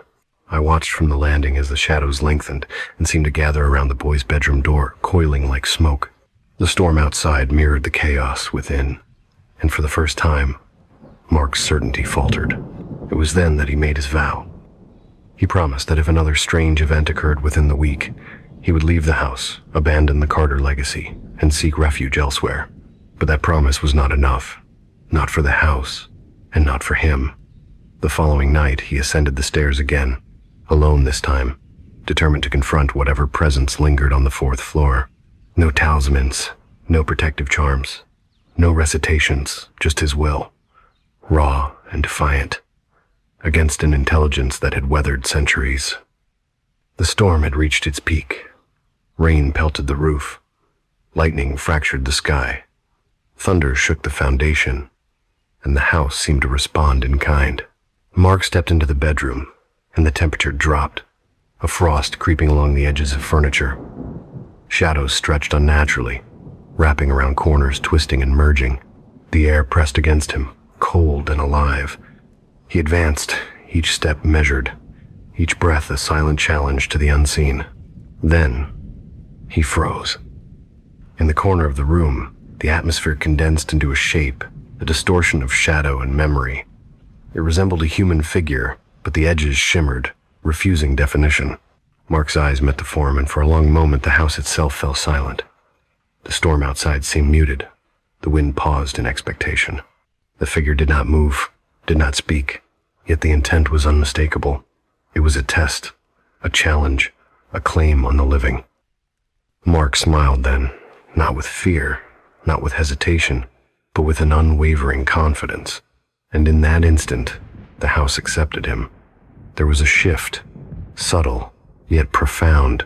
The oppressive weight lifted. The shadows relaxed their grip, and the unnatural frost receded. Mark's smile lingered, a beacon of triumph, yet also a mark of something darker, something that had not been fully revealed. The house had not been vanquished. It had merely acknowledged him as part of its design, as a necessary piece in its endless cycle. Morning came with deceptive calm. The storm had passed, leaving only a chilled clarity. Mark's wife found him on the 4th floor, lifeless, yet serene. His face bore the expression of victory, a certainty that he had in some way restored balance. The paranormal events ceased, leaving the family in a quiet, almost sacred silence.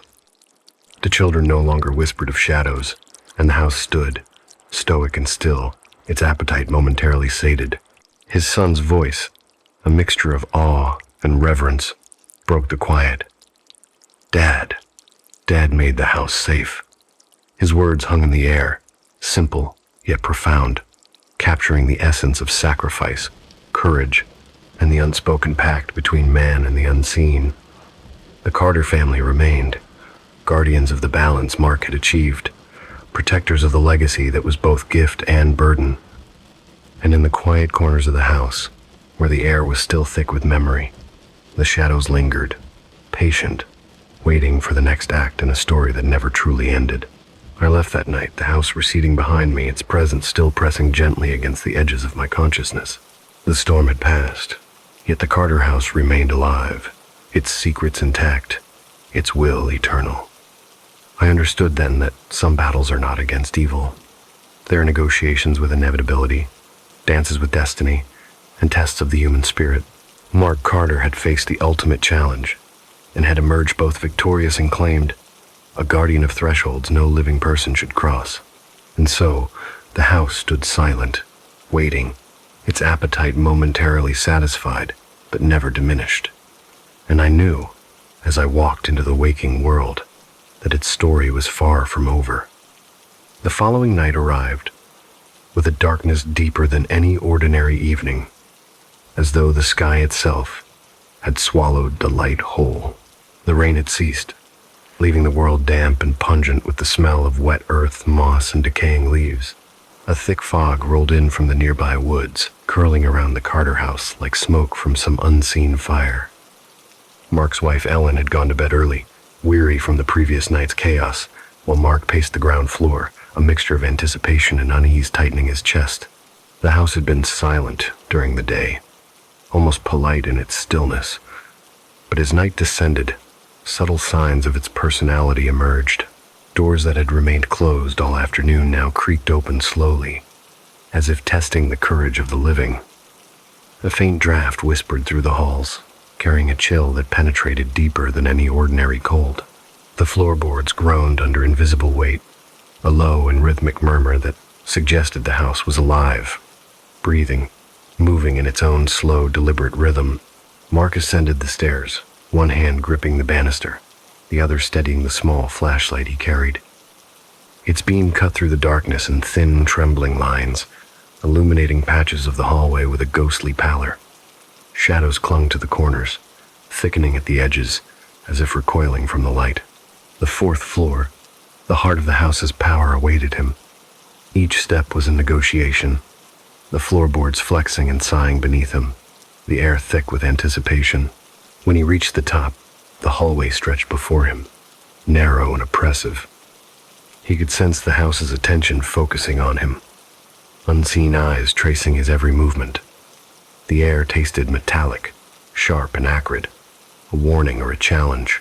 Mark moved forward, his senses alert, his mind straining to separate imagination from the undeniable reality pressing in. Every creak, every sigh of wood, every whisper of air was amplified in the silence of that floor. He approached the master bedroom door, the threshold that had become the stage of the previous night's terror. The handle turned slightly as he neared, though he had not touched it. A cold, deliberate force pushed against him, resisting, testing, measuring his resolve. The door would not open. Mark's heart thudded in his chest, each beat echoing in the narrow corridor like a drum signaling his challenge.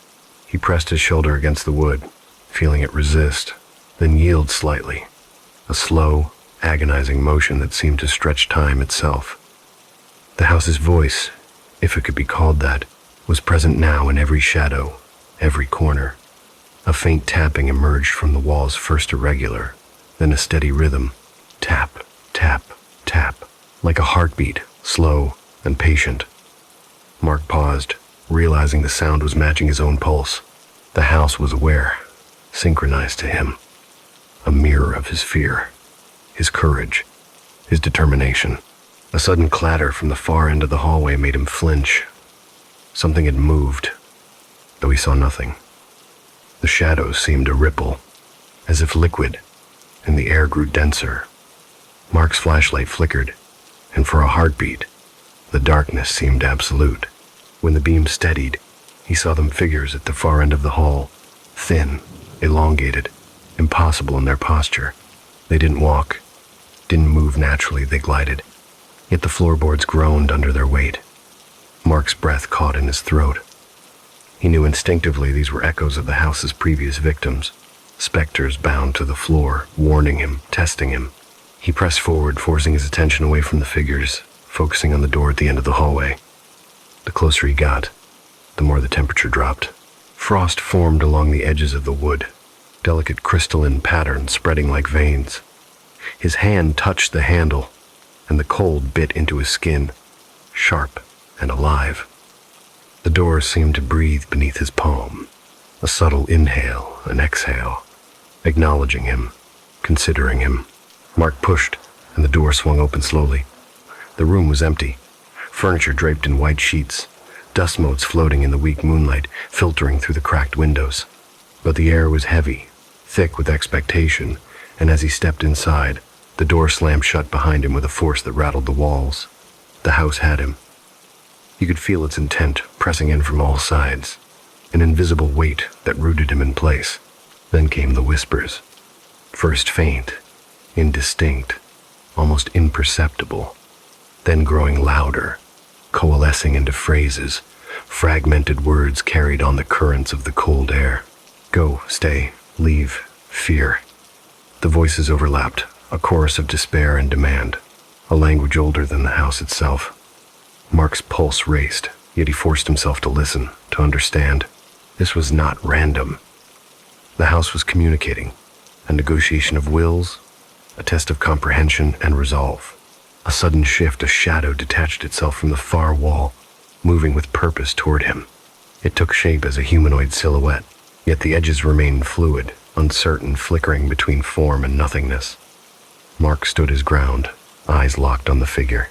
It paused, then spoke not in words, but in a sensation, a pressure on the mind that conveyed meaning directly.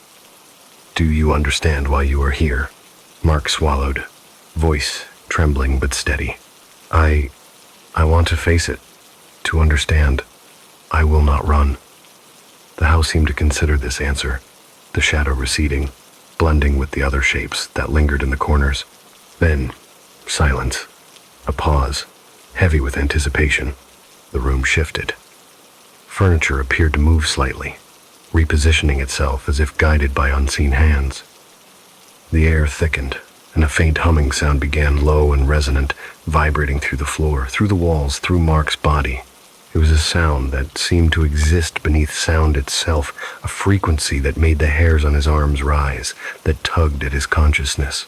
The house was alive, and it was aware of him, acknowledging his defiance, his courage, yet reminding him of its supremacy. Hours passed, or what felt like hours without the usual measures of time. Mark remained vigilant, aware that the house could manifest any number of threats, illusions, or tests. Shadows lengthened, contracted, then melted into one another, forming shapes that suggested past tragedies. A child's laughter twisted into a cry, the metallic scent of blood, a faint outline of someone pressed against the window, staring in accusation. The air moved with a purpose, circling him, isolating him in a bubble of tension and awareness. By dawn, exhaustion had settled into his muscles, but he had endured. The house, having tested him, allowed a moment of reprieve. The shadows withdrew to the corners. The whispers faded into near silence. The low hum subsided. Mark understood that he had not conquered the house, nothing so mortal could, but he had survived its trial, earned a temporary truce. The house had recognized him as someone who could withstand its scrutiny, someone whose will could coexist with its own. When Ellen awoke, she found him standing at the window of the 4th floor, pale yet steady, eyes reflecting a clarity she had not seen before. He turned to her, voice quiet but resolute. It wants to be understood. I will learn. I will keep it safe. The implication was chilling, yet comforting. The house had not claimed him fully, but he had pledged himself to its preservation. The Carter house remained, vast and silent, its presence more intense than ever. Mark's victory was incomplete, precarious, but undeniable. He had faced the house, endured its trial, and emerged with knowledge, a pact, unspoken, yet binding. Outside, the world stirred to life with the morning sun. But within the walls, the house awaited the next night, the next challenge, the next test of courage and understanding. And Mark understood as he descended to join his family for breakfast that this house was not a dwelling, it was a living entity, an intelligence, an ancient force that could be negotiated with, but never defeated. It demanded respect, observation, and occasionally, sacrifice. He would return each night, walk its floors, meet its shadows, and acknowledge its rules, for to ignore it would be to invite disaster. The house was patient, eternally patient. And for the first time, Mark Carter felt the weight of what it meant to live in a place where victory was measured not by survival alone, but by comprehension, endurance, and the subtle art of coexistence with the inexplicable. The storm had passed, but the trial remained ongoing. Mark had survived the night, yet the house waited for its next opportunity to test, to teach, and perhaps to claim once more. Night fell again over the Carter house, but this time, The darkness felt heavier, richer, as if it had been waiting all day for Mark's return. He climbed the familiar staircase to the fourth floor, the wood beneath his feet creaking under each step. The shadows stretched longer than usual, curling along the walls with the sentience that made him pause. There was a rhythm to them, slow and deliberate, a pulsing awareness that seemed to breathe with the house itself. Mark carried no flashlight tonight. The house would illuminate him if it chose. Any defiance would be met with resistance, any hesitation with subtle correction. He moved cautiously, aware of every creak, every draft, every faint groan of the floorboards. The temperature dropped steadily, a subtle frost forming along the edges of the walls, brushing his skin with cold fingers that made him shiver despite his thick jacket. The house was alive, and it was testing him again. He reached the master hallway, the corridor that had become the stage of his initiation. The air here was thick, oppressive, vibrating faintly with a hum that seemed to emanate from the walls themselves. Shadows flickered in the corners of his vision, moving just beyond clarity, pooling and dispersing like ink in water. Mark forced his eyes to remain steady, refusing to be startled, refusing to let fear dictate his movements. From the end of the hallway, he heard a faint scratching sound, irregular, almost polite. He paused, listening. The sound was coming from the old linen closet, a place he had avoided before, but tonight, curiosity edged out caution. Each scratch was deliberate, calculated, a message in Morse code for those attuned to the house's language. Mark approached, hand trembling as he reached for the handle. The wood was warm, surprisingly so, pulsing, like a heart beneath his palm. He opened the door. Nothing was inside but shadows, deep and swirling, refusing to settle. And then he saw them, figures, elongated and indistinct, hovering slightly above the floor. They moved in unison, gliding forward and back, weaving through each other without touching. Faces flickered for a moment in the corners of his vision, faces twisted in fear, despair, moments before death, echoing past tragedies. The figures did not speak, yet their presence was oppressive, demanding recognition. Mark's breath formed small clouds in the cold air. He stepped back, sensing the house's reaction, a ripple through the floorboards beneath him, as if the house itself were assessing his resolve. Then, faint whispers filled the corridor, a chorus of syllables in no language he knew, but somehow understood. They spoke of patience, endurance, choices, of actions observed and weighed. The house was reminding him that his understanding had limits. Comprehension came in stages, each night building on the last. A sudden movement drew his attention to the end of the hallway. A shadow detached itself from the wall, flickering between substance and absence. It moved toward him with purpose, a figure that seemed familiar yet impossible. Mark recognized the outline of a man, tall and gaunt, eyes hollow, lips moving without sound. He felt a pressure in his mind, a direct communication. You are not alone. They've been here before you, and they wait still. The other shadows responded, shivering and pulsing in acknowledgement. Mark felt their collective awareness pressing against him, not violently, but insistently, demanding his attention, his respect. The corridor lengthened, stretching impossibly, walls bending slightly, the ceiling lowering in waves.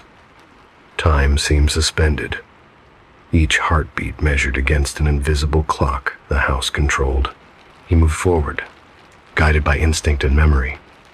The house was not trying to harm him, it was teaching him, reminding him of its rules.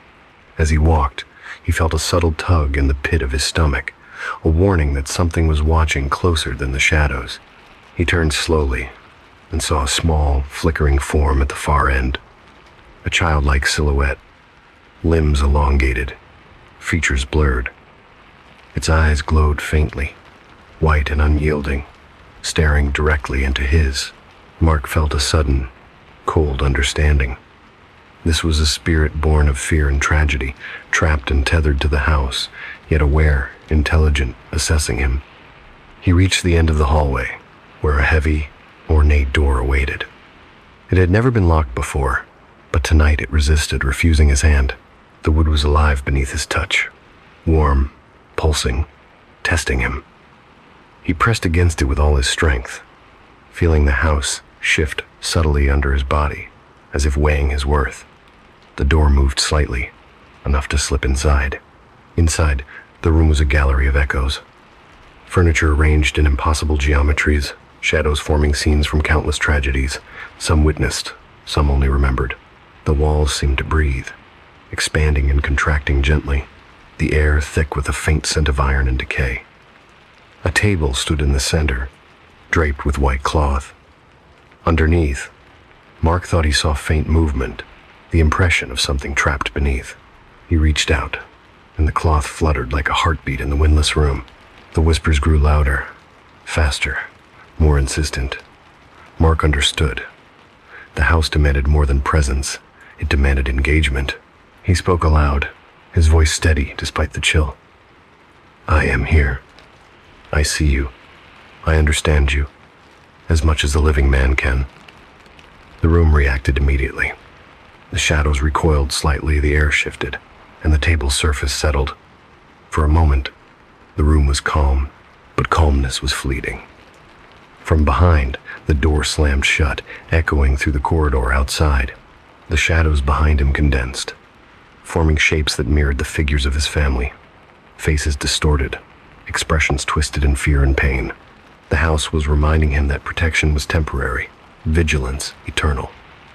Mark felt a cold hand graze his shoulder. No, not a hand, an extension of the shadow itself, probing, measuring. He did not flinch. He held his ground. Hours passed without measure.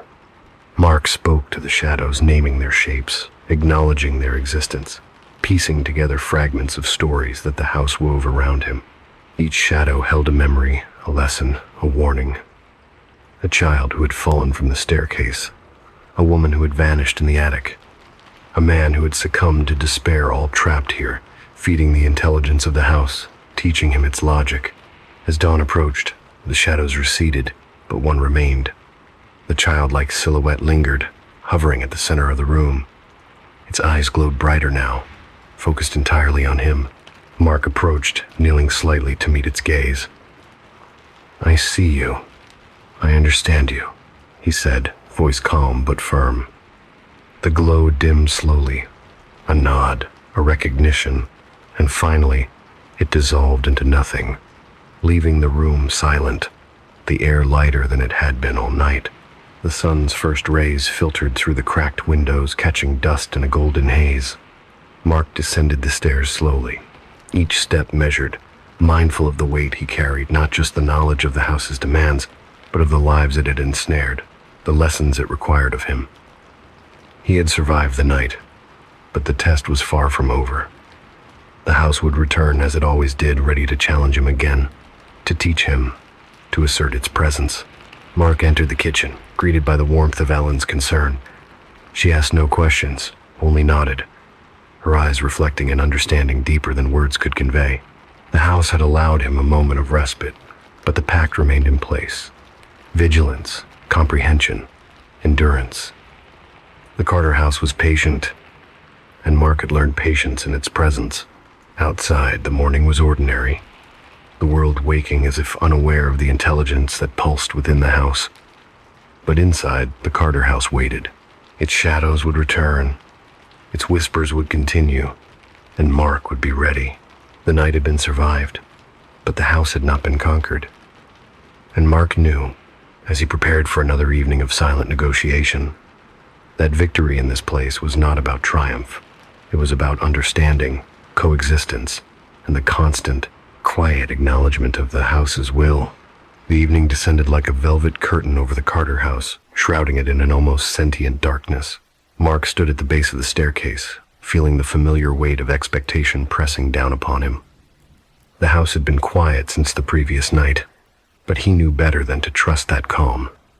In this place, stillness was never benign. It was always a precursor, a pause before the house demanded its due. He ascended slowly, hand trailing along the polished railing, each step creaking in protest. The upper floor smelled of damp wood and lingering memories. a scent of lives folded into the very framework of the house. It was a smell that clung to the throat, that made one inhale cautiously, aware that every breath carried not just air, but whispers, sighs, echoes of the past. As he reached the fourth floor, the hallway stretched before him, elongated impossibly, the shadows at its edges pulsing gently as though alive. The air was colder here than anywhere else, a chill that seemed to sink past the jacket, into the marrow of his bones. Mark's heart beat steadily, the rhythm measured, aware, attuned. The house had grown more assertive, more demanding. Tonight, it would not merely test him, it would require a demonstration of understanding, a final concession. He approached the door at the far end of the corridor, the same ornate wood that had resisted him before. It had changed. The grain now twisted unnaturally, forming shapes that were almost recognizable as faces frozen in mid-scream. Mark's hand hovered above the handle. He felt a pull, a subtle tug in his chest, as if the house were not merely inviting him in but beckoning him to merge with it, to become part of its consciousness. He hesitated only briefly before turning the handle. Inside, the room was transformed. Shadows pooled in the corners like living ink, and at the center, a platform of polished stone had risen from the floor, slick with condensation that glimmered in the dim light. Mark could feel the history embedded in it, countless nights of tests, countless sacrifices offered willingly or otherwise, their memories fused into the stone, whispering in tones both urgent and mournful. From the ceiling, chains descended, glinting faintly. They were empty, but their presence suggested purpose, a ritual that had been enacted here more times than Mark could imagine. The house hummed, low and resonant, the sound vibrating through the soles of his feet. He took a cautious step forward. The shadows responded, rippling like disturbed water, forming vague humanoid shapes, each one representing a night, a story, a lesson the house had collected. Mark knelt at the edge of the platform, letting his fingertips trace the cold, wet stone. The whispers intensified, each syllable clear in his mind, though their origin remained elusive. Commit, acknowledge, understand. Only then may you leave intact. He drew a slow, deliberate breath, aware that tonight's trial was not just about courage, it was about willingness to surrender, to offer something of himself in recognition of the house's dominion. From the darkness, the childlike shadow from the previous night emerged, stepping lightly onto the platform. Its form was more defined now, eyes brighter, observing him with an intensity that made his skin prickle. Mark spoke softly. "I understand you. I see you. I honor you." The figure tilted its head slightly, a motion of acknowledgement, and then retreated, leaving only a faint, glowing residue in the air. The platform vibrated under his weight, subtle at first, then stronger, resonating with a deep, almost musical tone. The shadows in the corners twisted, coalescing into an archway at the far end of the room, a gateway of darkness threaded with light. Mark understood instinctively. He was to step through, to face whatever the house demanded beyond the threshold. To hesitate was to risk rejection, to fail the test. With measured steps he approached. The air grew heavier, pressing against his chest, tightening around his lungs. He could feel the house's intelligence, probing, questioning, weighing his resolve. The whispers became voices, distinct yet overlapping, recounting tales of those who had come before him. A man who had fled in panic, a woman who had fought and failed, a child who had offered nothing but fear. They were warnings, lessons carved into the consciousness of the house. Mark stepped through the archway, and the room shifted. Walls that had been solid became liquid, shadows stretching into tunnels, floorboards flowing like molten lead beneath his feet. He realized that the house was no longer simply a place. It was a test of perception, of will, of comprehension. Every thought he had was reflected back at him, distorted, analyzed, challenged. At the center, a mirror hung, suspended by chains, swaying gently despite the absence of wind. Mark approached it cautiously, seeing first only his own reflection, But then it warped, revealing other figures behind him, faces of family, friends, strangers, their eyes pleading, accusing, judging. He felt their emotions wash over him. Fear, hope, despair, longing. He understood that the house demanded empathy, not mere courage. It demanded recognition of the lives it had absorbed, their significance in the web of existence. He reached out, fingertips brushing the cold glass. The reflections shivered and multiplied, cascading backward into infinity. Mark saw himself not as he was, but as he might become if he failed, consumed, trapped, nothing more than another shadow within the Carter house. He drew back slightly, heart hammering. The house pulsed, a low, resonant vibration that filled the room, an almost approving hum. The childlike shadow returned, extending an arm toward him, fingers splayed in invitation. Mark nodded, understanding that the final step required more than observation. It required offering, a gesture of surrender to the house's will. He lowered himself onto the platform, knees touching the slick stone. From his jacket pocket, he retrieved a small token, a ring that had belonged to his late father, a symbol of his humanity, his connection to the living world outside. He placed it on the platform, center stage, a gift, an acknowledgement, a peace offering. The shadows surged forward, enveloping the token, absorbing it into their substance. The platform quivered, chains rattled, and the mirror vibrated with a low harmonic resonance. Mark felt a pressure lift from his chest, a release so profound it made him dizzy. The house had accepted his offering, recognized his understanding, acknowledged his presence. He was not conquered, but he was seen, and in this place being seen was victory. The whispers softened, then faded entirely. Shadows receded into corners, leaving only the faint glow of the token now embedded in the platform. The archway dissolved, walls stabilized, and the air warmed slightly. Mark rose slowly, a sense of weightlessness accompanying him, though he understood that the house's trials were never truly complete. This night had ended, but the house would return, as it always did, demanding vigilance, empathy, recognition. As dawn crept through the windows, painting the walls with a soft, forgiving light, Mark descended the staircase, each step lighter than before. The Carter house was patient, methodical, infinite in its demands, but he had survived the ultimate test. The final sacrifice of humility, the surrender of ego, the offering of understanding. He had acknowledged the house not as a structure, but as a living, thinking entity, and in doing so, he had won a fleeting reprieve, a temporary truce. In the kitchen, Ellen awaited, eyes calm, voice steady. She asked no questions. She needed none. She understood. The Carter house had been appeased, if only for a night. Mark joined her, heart still racing, mind alert to every sound, every shadow, every whisper. He knew the house would watch, would wait, and he would be ready. But for now, the sun rose, ordinary and unknowing, and the house rested, patient for the next challenge. Mark exhaled slowly, feeling the weight of the night lift, the knowledge of sacrifice settling deep into his consciousness.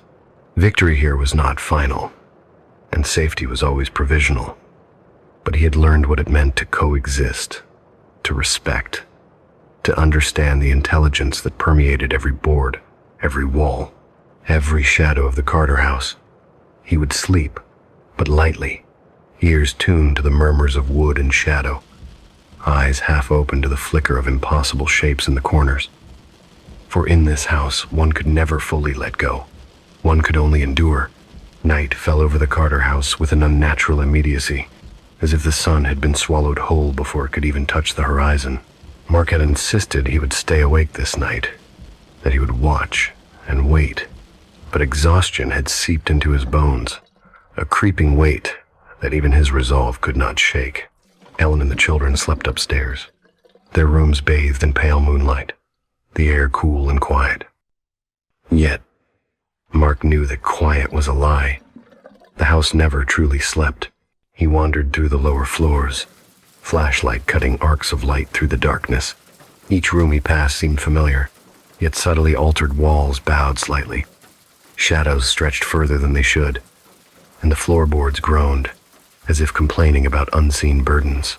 The Carter house was hungry tonight, and he could feel it, an insistent presence pressing against him, probing, testing. From the kitchen, a faint sound reached him, the soft scraping of metal on wood. His heart clenched. He knew that sound well. It was the table in the dining room, moved slightly with no human hand upon it. He approached cautiously, feeling the pulse of anticipation in the floor beneath his feet.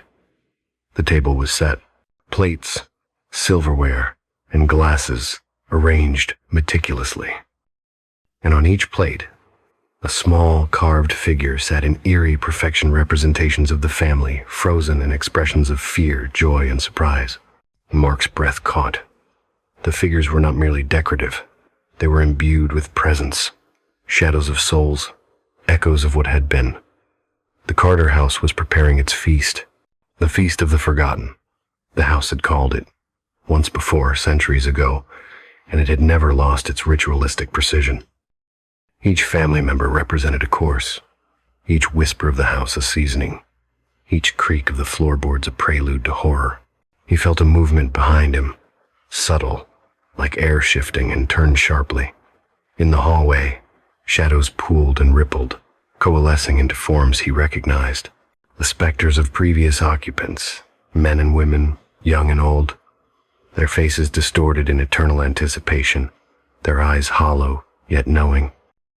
They stared at him, acknowledging his presence, yet making no move to harm.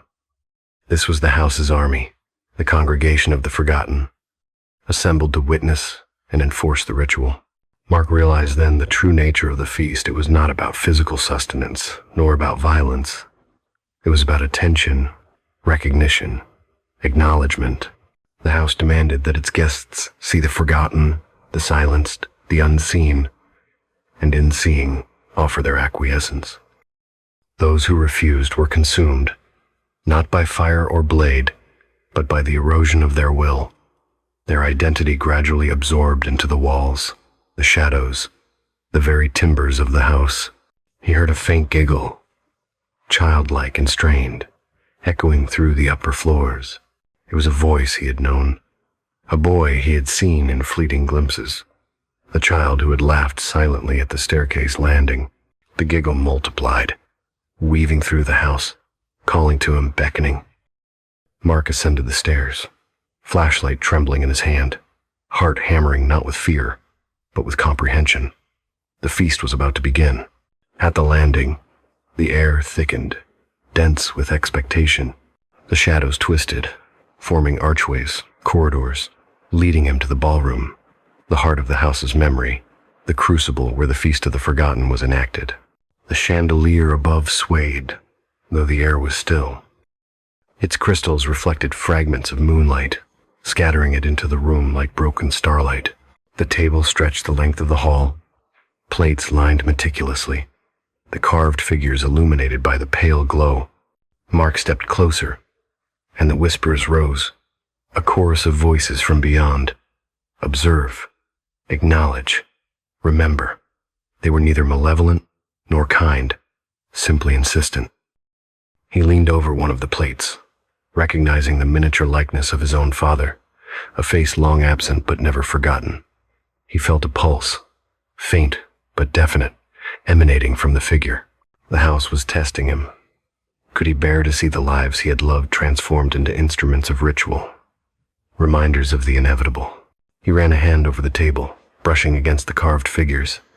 Each one responded, the eyes flickering briefly with light, the shadows shifting like liquid. The figures were aware. The house was aware, and he was a guest, a participant in a ceremony older than memory itself. The room seemed to breathe, expanding and contracting in subtle rhythms, the walls pulsing in tandem with the low hum that filled the space. From the far end, a new presence emerged, tall, faceless, cloaked in darkness.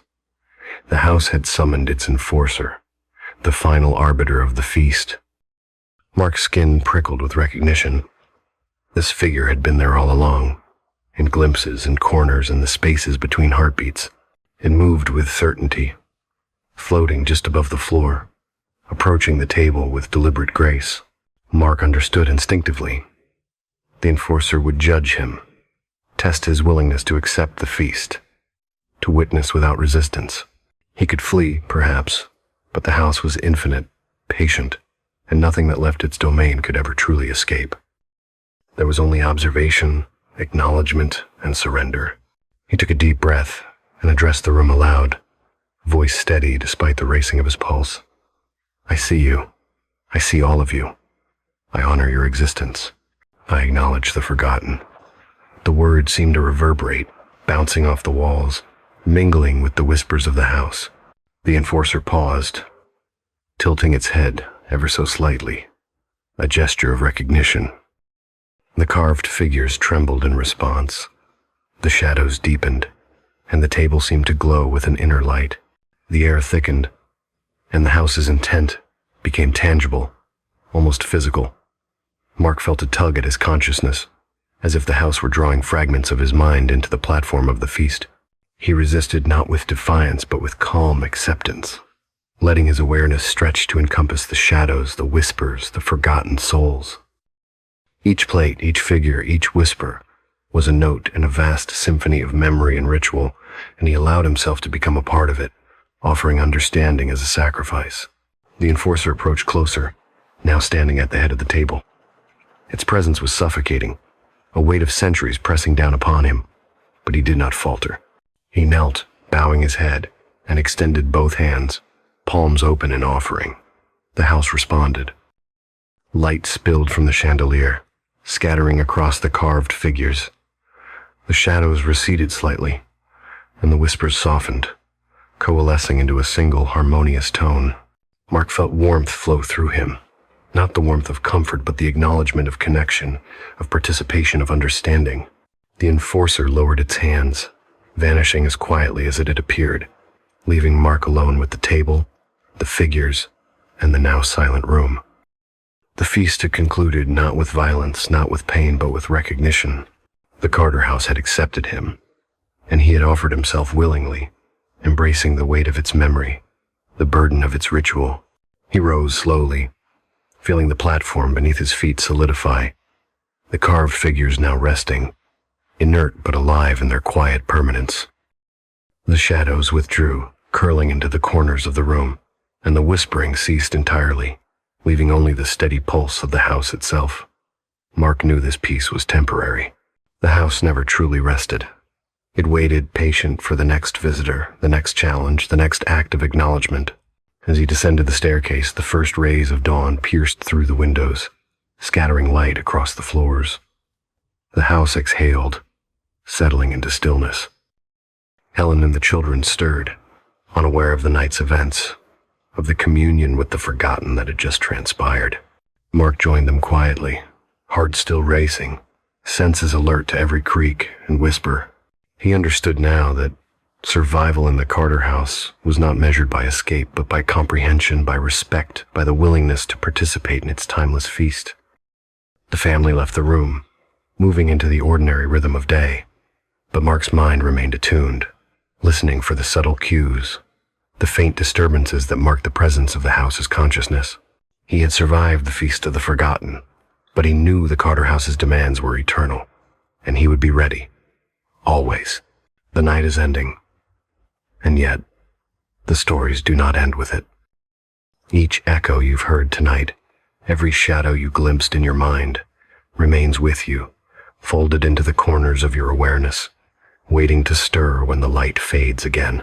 Somewhere in the quiet, the piglet convoy still rolls along deserted roads, carrying souls to their next journey. Somewhere, the wager of souls continues, and the living and the dead keep their secret game. Somewhere, the 7-day fiancé whispers across time, reminding us that love and destiny are not bound by a single lifetime. And somewhere, the empty seat awaits the next witness, unseen yet unrelenting. The house that wants to win still watches, always ready for its next feast. You may rise from your chair, stretch your limbs, and look around. You may see the world as ordinary again, but know this: the night's stories have left their mark. Perhaps you will feel it when a shadow lingers too long, when a whisper drifts where it should not be, or when a door creaks, though no one is there. Remember, listener, fear is not only in what you see, it lives in what you remember, what you imagine, what you dare to consider when the world is quiet and sleep tempts your mind. Tonight, you have walked with the forgotten, the eternal, and the restless. Carry their stories carefully, for some doors never close, and some echoes never fade.